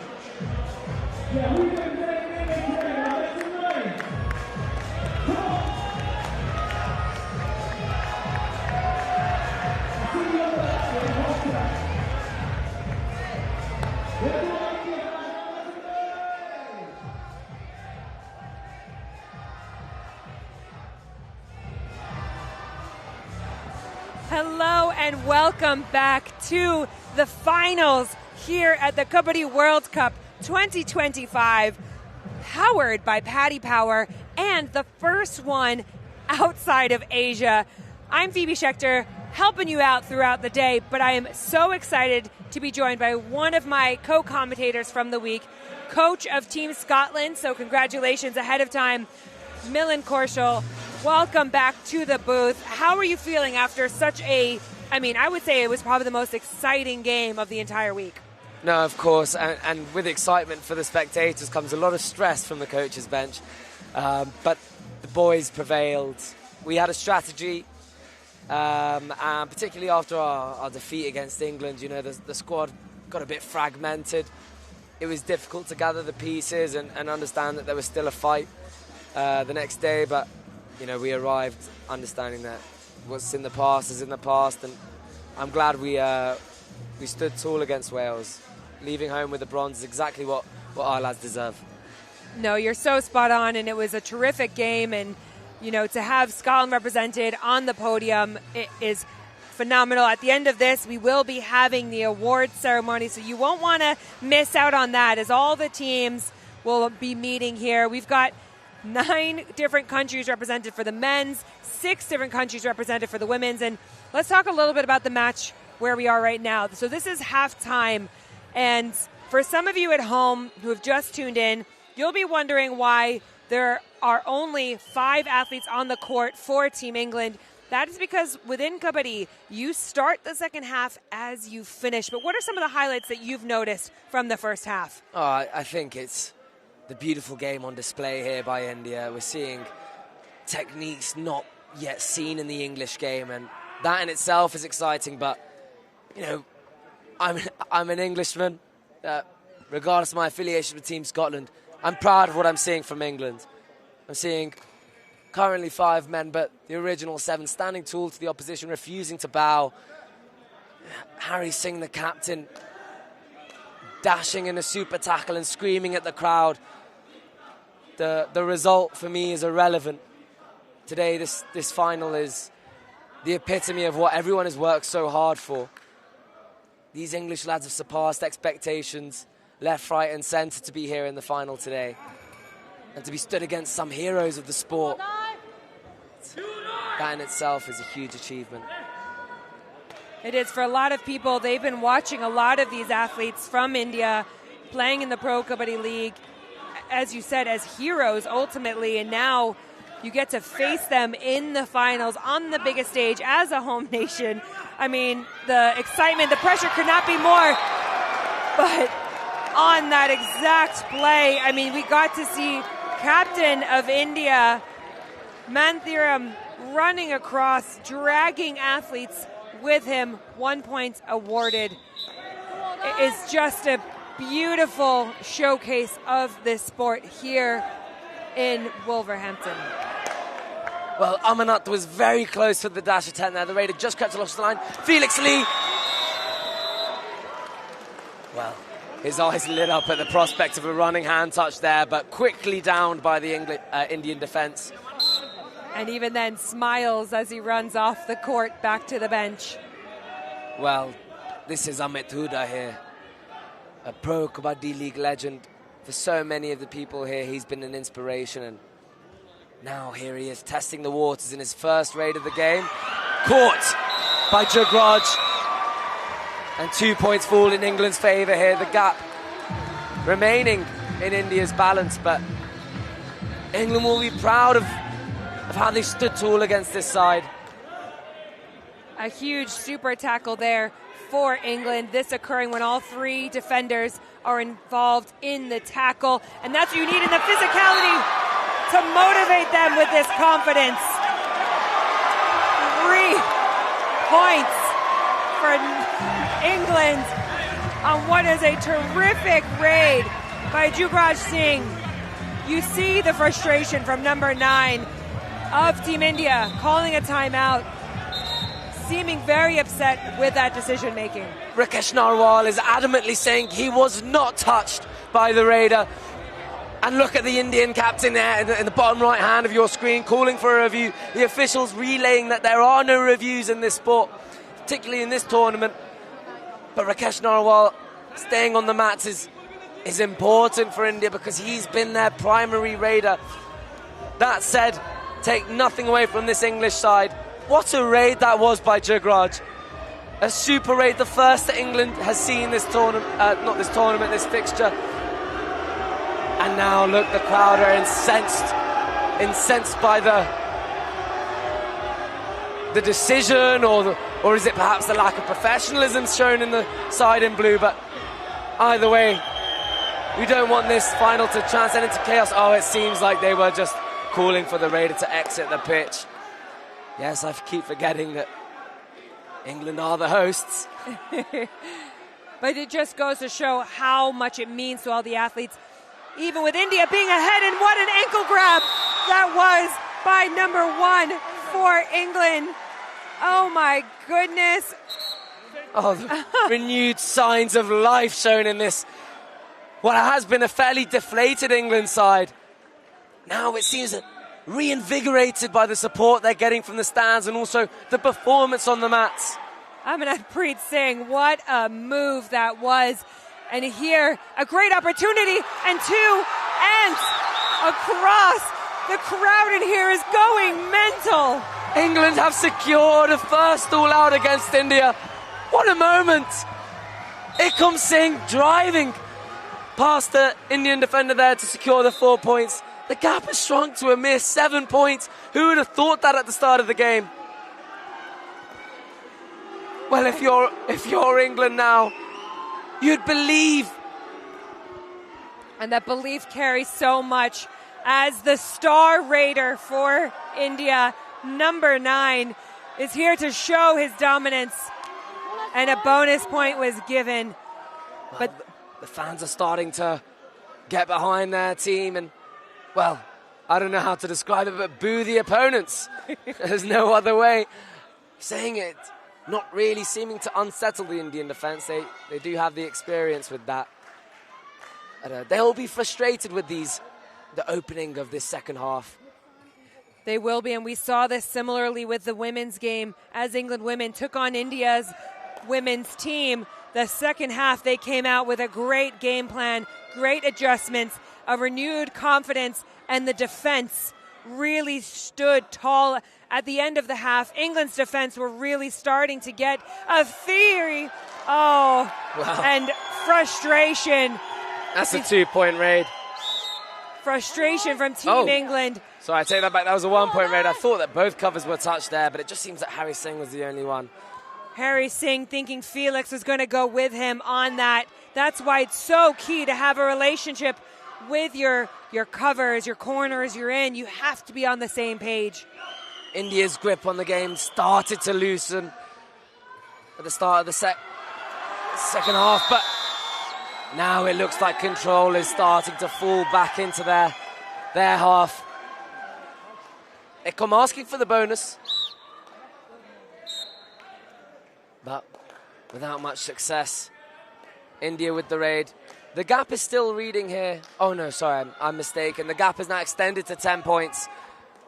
Still fairly narrow compared to what people were expecting prior to this tournament. You can see the focus from the defenders. The clock counting down.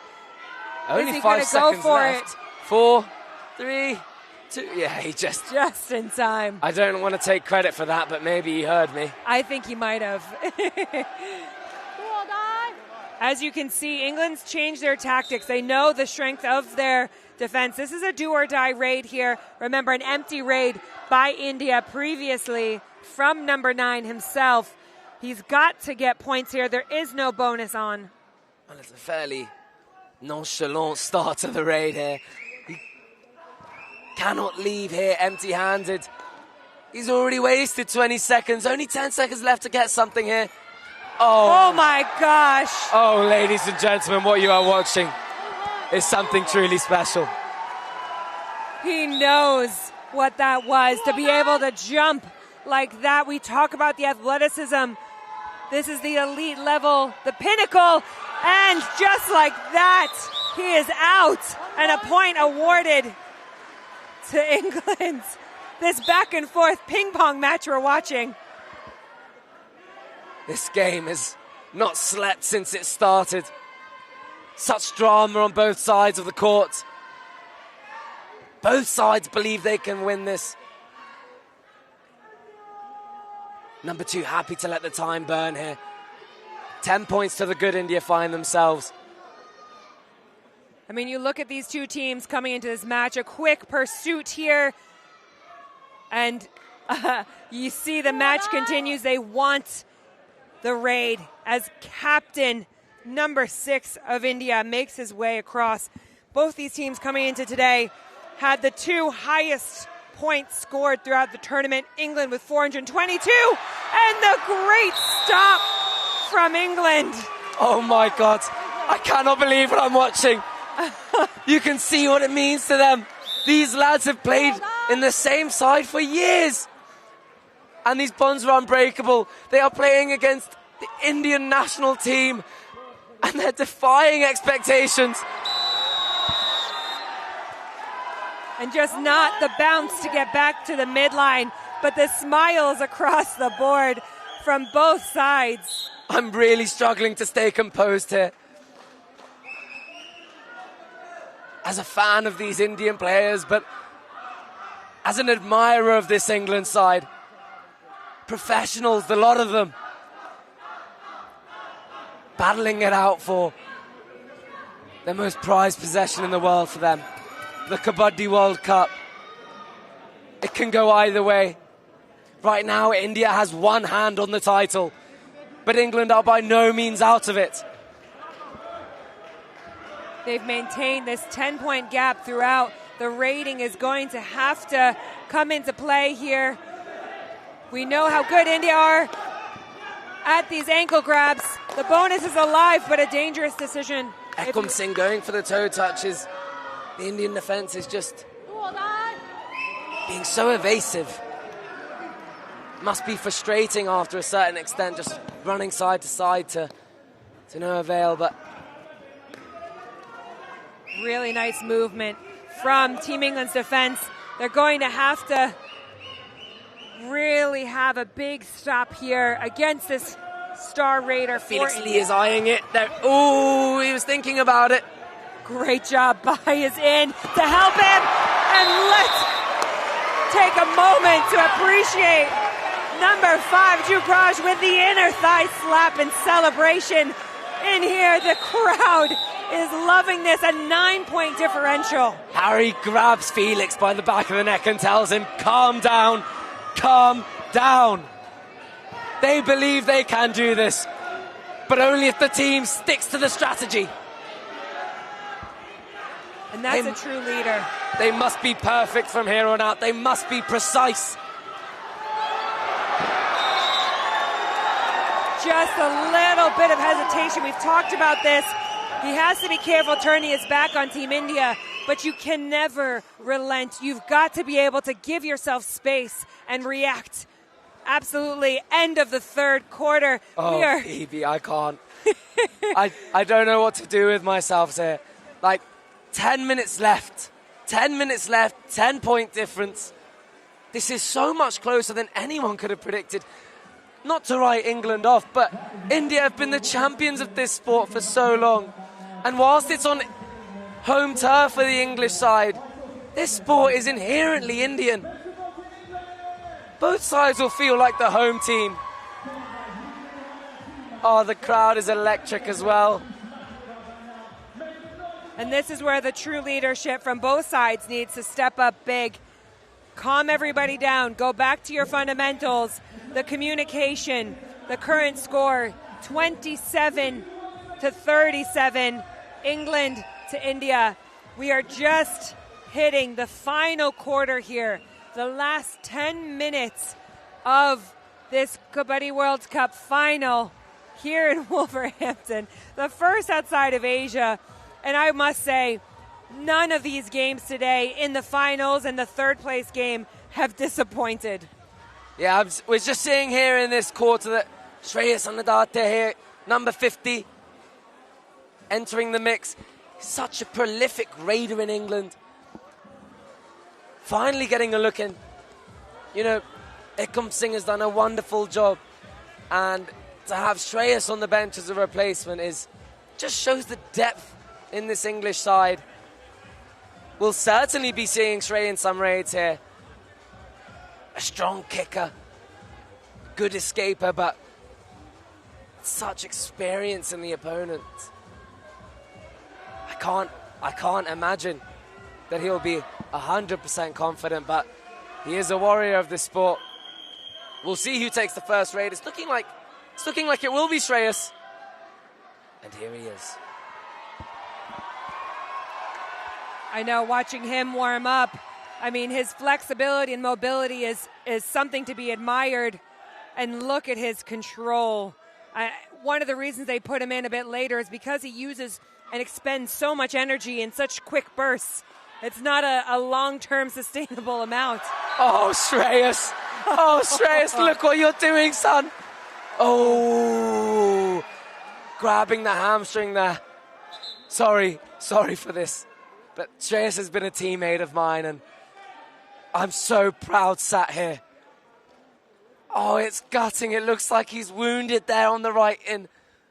He's holding the hamstring. And there's so much movement that's needed. You watch the way that India move, and he comes back for the toe touch, but the bonus point, he goes for the bonus, and both feet hop away so sprightly. I think you are right. Shreyas is struggling a little bit here although giving the thumbs up that he is okay to his coach, is a true warrior, as you were saying, Millen. No, in these moments, injured or not, every single player wants to be on this court, wants to be part of history. And adrenaline will carry you so far.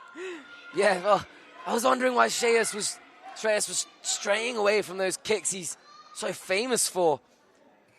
And now we see there's a hamstring injury there, which, well. We'll test it now. What relentlessness. Come on, Shreyas, son. Finding his confidence back, being smart about where he's putting his weight and the pressure, the speed. Oh, you can tell he's wounded. There's no bonus on, but he gets it anyway. Shreyas! He gets it anyway. 3 points awarded.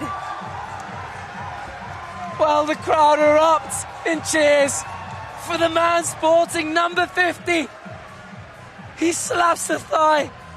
But if you could see the journey this man has been on over the past few years, you would understand how monumental this moment is.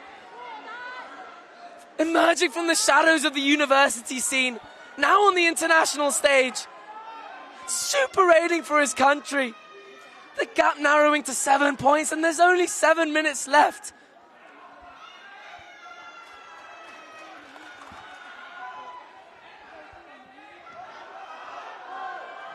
Oh my goodness, it is all happening here.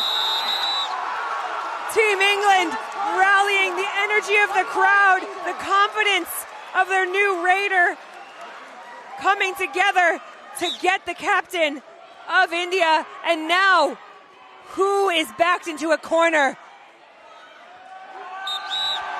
And all out, 3 points awarded. The current score, 35-39. England to India. This is something that was never predicted with under 7 minutes left in this game. Oh my goodness, even my co-com's Millen, I can feel the emotion and excitement. Phoebe, it's been so difficult to stay composed in this game. I know these lads on the left. I spent time with heroes of mine on the right. I'm so ambivalent in this game, but what I am certain of is that I am a proud player and fan of this sport. 14 men stood fighting for their country, fighting for a title. They refuse to surrender. England believe they can do this. They are only 4 points down. One raid will change the outcome of this match. Rakesh Narwal, a veteran of this sport, a legacy of Kabaddi heritage falls on his shoulders. He attacks the bonus. He claims the bonus. And England will play their part in devil's advocate here.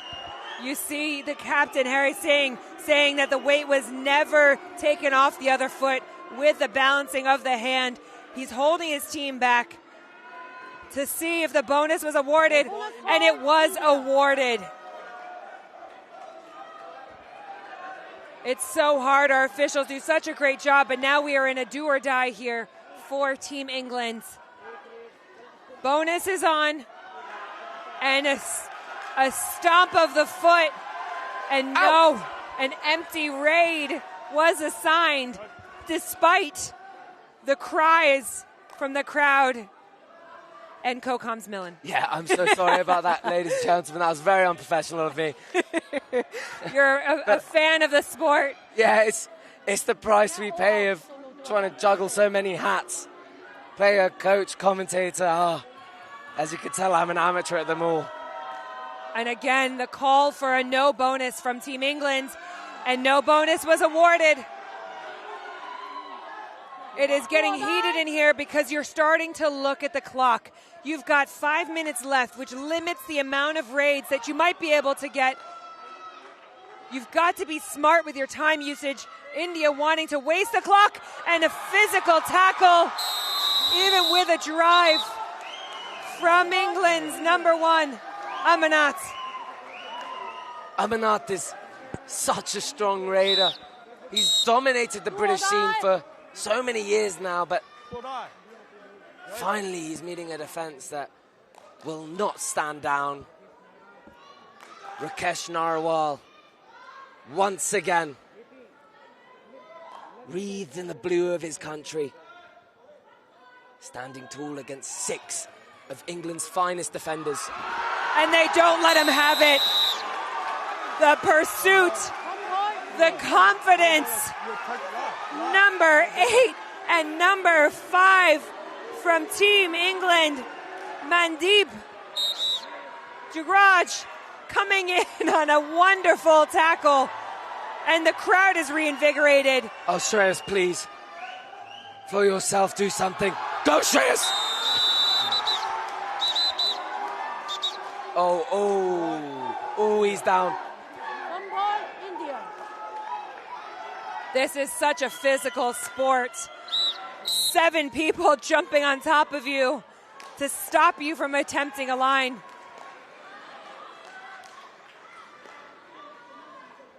The time on the clock counting down. You hear the boos from the crowd. They want to see this legend in action. Everyone knows what's going on here. Bit of sledging here from the English defence, chirping the ear of the Indian raider. Mundy being a bit cheeky there. The raider was calling for a timeout and he tried to get a running hand touch, but Phoebe, 3 minutes left. I'm so sorry you have to sit next to such an uncomposed. This must be such a change, a stark contrast from what you're used to. Not at all. This is phenomenal, and we appreciate and love the sport. We love the athletes. I've been honored enough to go out to India, play, to be out with the men's England side and watch them compete against some of these athletes in the past for their World Cup. There is nothing but joy and admiration for what is being achieved here today. Nobody saw this scoreline coming into this. No, not a single English head should face down. They have done their country so proud, and it's still not over. The awareness on this court is absolutely phenomenal. Within the green, darker green that you see, that is where they must remain, not even stepping outside the lines, offensive or defensive players. But as soon as a raid, as contact is made, the court expands to the lighter green area. It's just an extension, which is called the lobby there.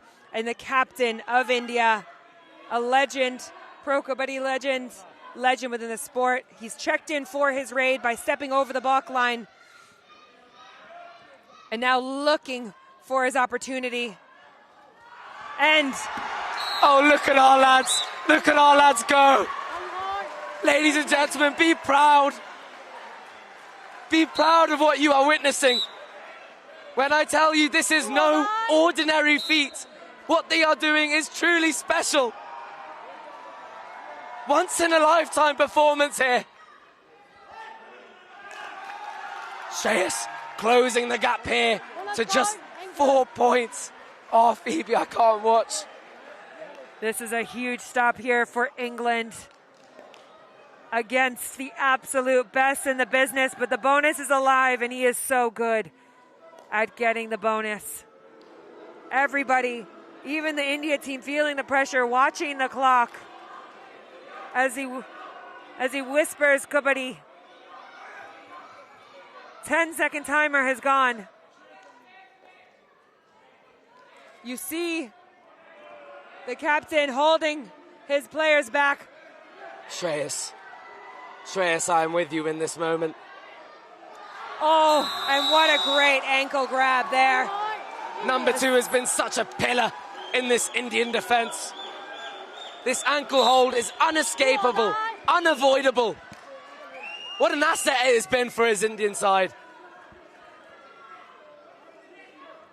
And the captain is back to bring his team into victory. Well, it looks like this game is now the result seems decisive. There's only 40 seconds left, unless, ladies and gentlemen. It was a do or die, so he must go off. It was a do or die, so a point is awarded. The conversation with the officials. An official timeout here. You see the FAR official saying that was a do or die raid, which would mean that England would be awarded 1 point. and the captain must go to the bench. It was do or die. So the current score, 39, as we see the points getting added. They are looking for the... Oh. Well, what's just happened there? And a physical battle. Well, there's a bit of confusion here at the death, but that last raid, it looked insurmountable. There's only 4 seconds left. Rakesh Narwal expect the immediate dash here from the English side. Ladies and gentlemen, thank you. Thank you for tuning into this, to witnessing history, to witnessing the sport we all love finally get the respect it deserves. Our lads. And a great stop to finish it. You saw him reaching his hand out in peace for the points, and England were not prepared to give him the points. And just like that, the game has finished with only a 3-point differential. Never anticipated. England should be beyond proud of themselves, but India, my goodness, take a bow, proving why you are truly the pros within this sport. Oh, I could not be prouder of my lads. Heartbreak. Heartbreak. But at the same time, such pride to wear the shirt, to be part of something that's been bigger than just the Kabaddi team. It's a community. It's family at this point. These lads have spent day and night together for the best part of a week, strategizing, entering every game as underdogs, the dark horse, but still running into the final and refusing to be second bested. What an incredible match that was. And of course, we just want to say thank you to everyone who's joined us throughout the week for this Kabaddi World Cup. We are going to go into our awards ceremony where all the teams who have placed will come back out. But a massive thank you to our sponsors, everybody who makes this happen, from Sporting Equals to Paddy Power to the City of Wolverhampton Council. For all of you who have been following us all week long on BBC iPlayer and on the Kabaddi World Cup 2025.com as well, cheering on your team, supporting this amazing sport, making this the reality that it has been. We are so grateful to all of you. We're going to leave you with the awards ceremony, but from myself, a massive thank you to my co-coms. Thank you for having me, and ladies and gentlemen, enjoy the rest of your weekend. And from myself, it's been an honor to share this amazing sport of Kabaddi with all of you, and we hope you find a way to get involved, England Kabaddi Association or wherever you may be. My name's Phoebe Schechter, and enjoy.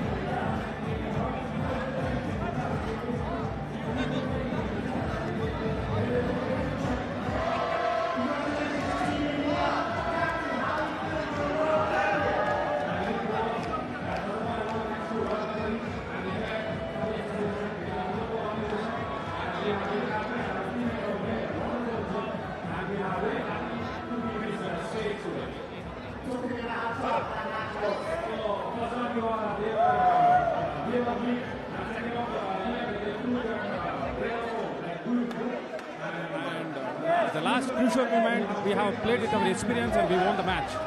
What does this mean to you and also the country? The women are World Cup winners, now the men are World Cup winners as well. So 2019, we are the champions, and again 2025 we are the champion of this India.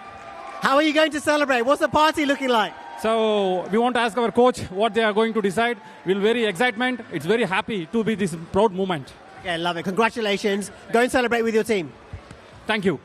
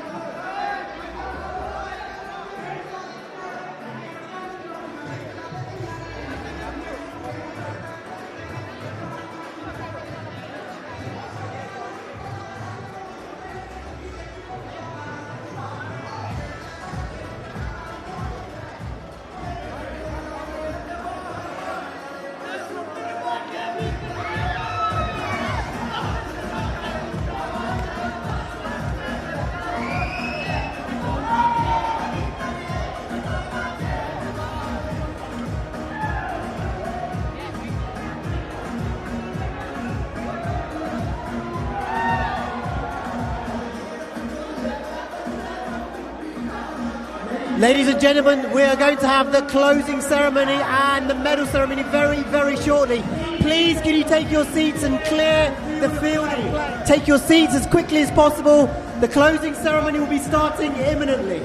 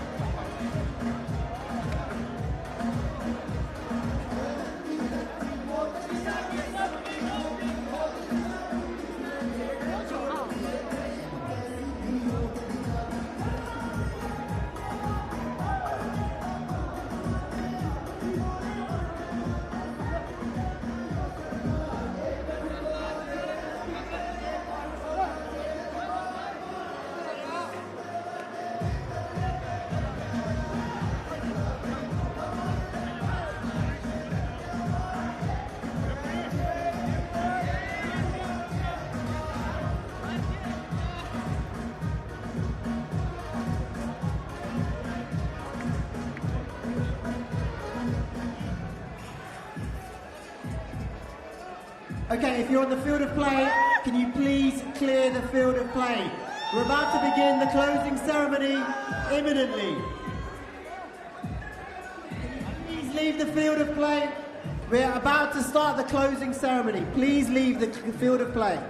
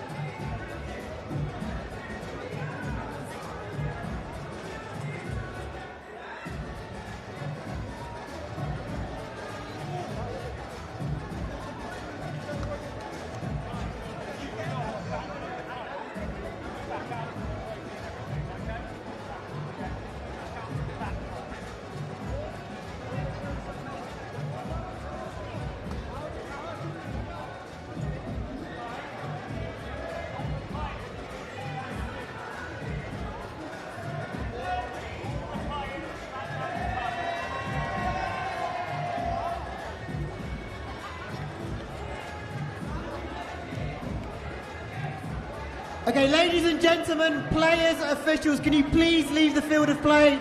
We're about to start the closing ceremony. Can you please clear the field of play?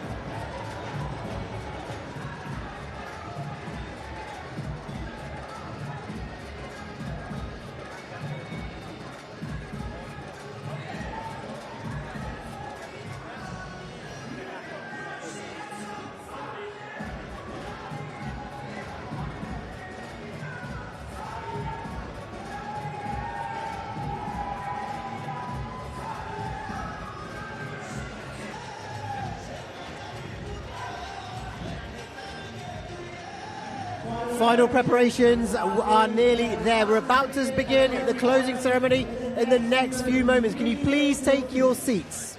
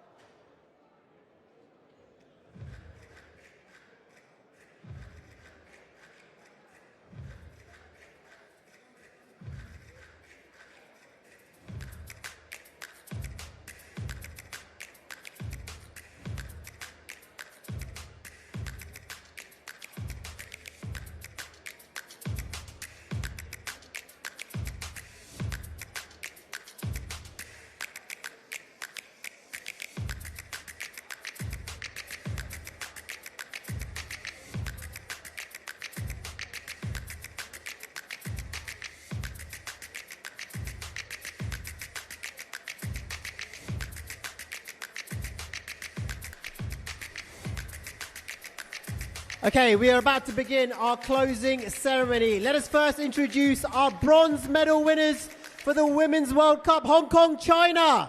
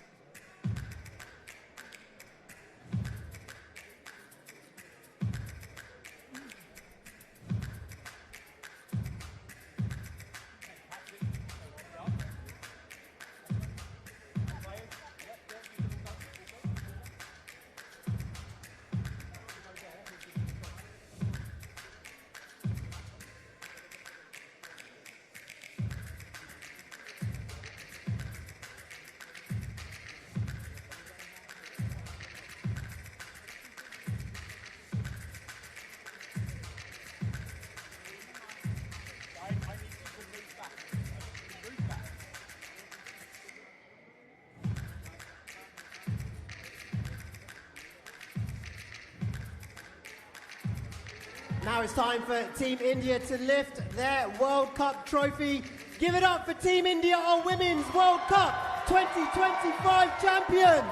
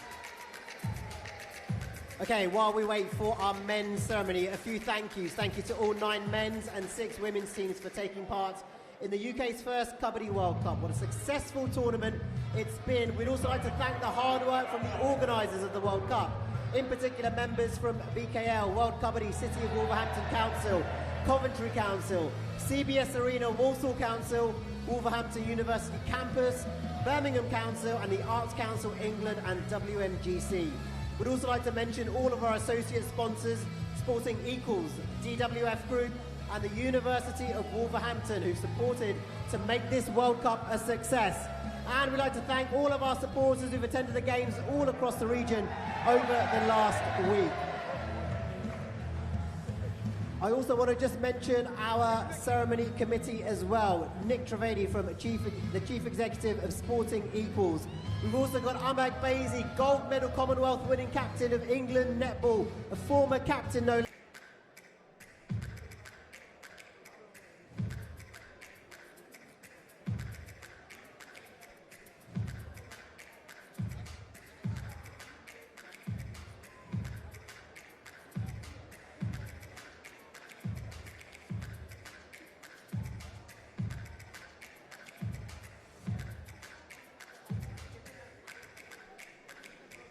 Okay, let's give it up and make some noise for our men's bronze winners, Team Scotland!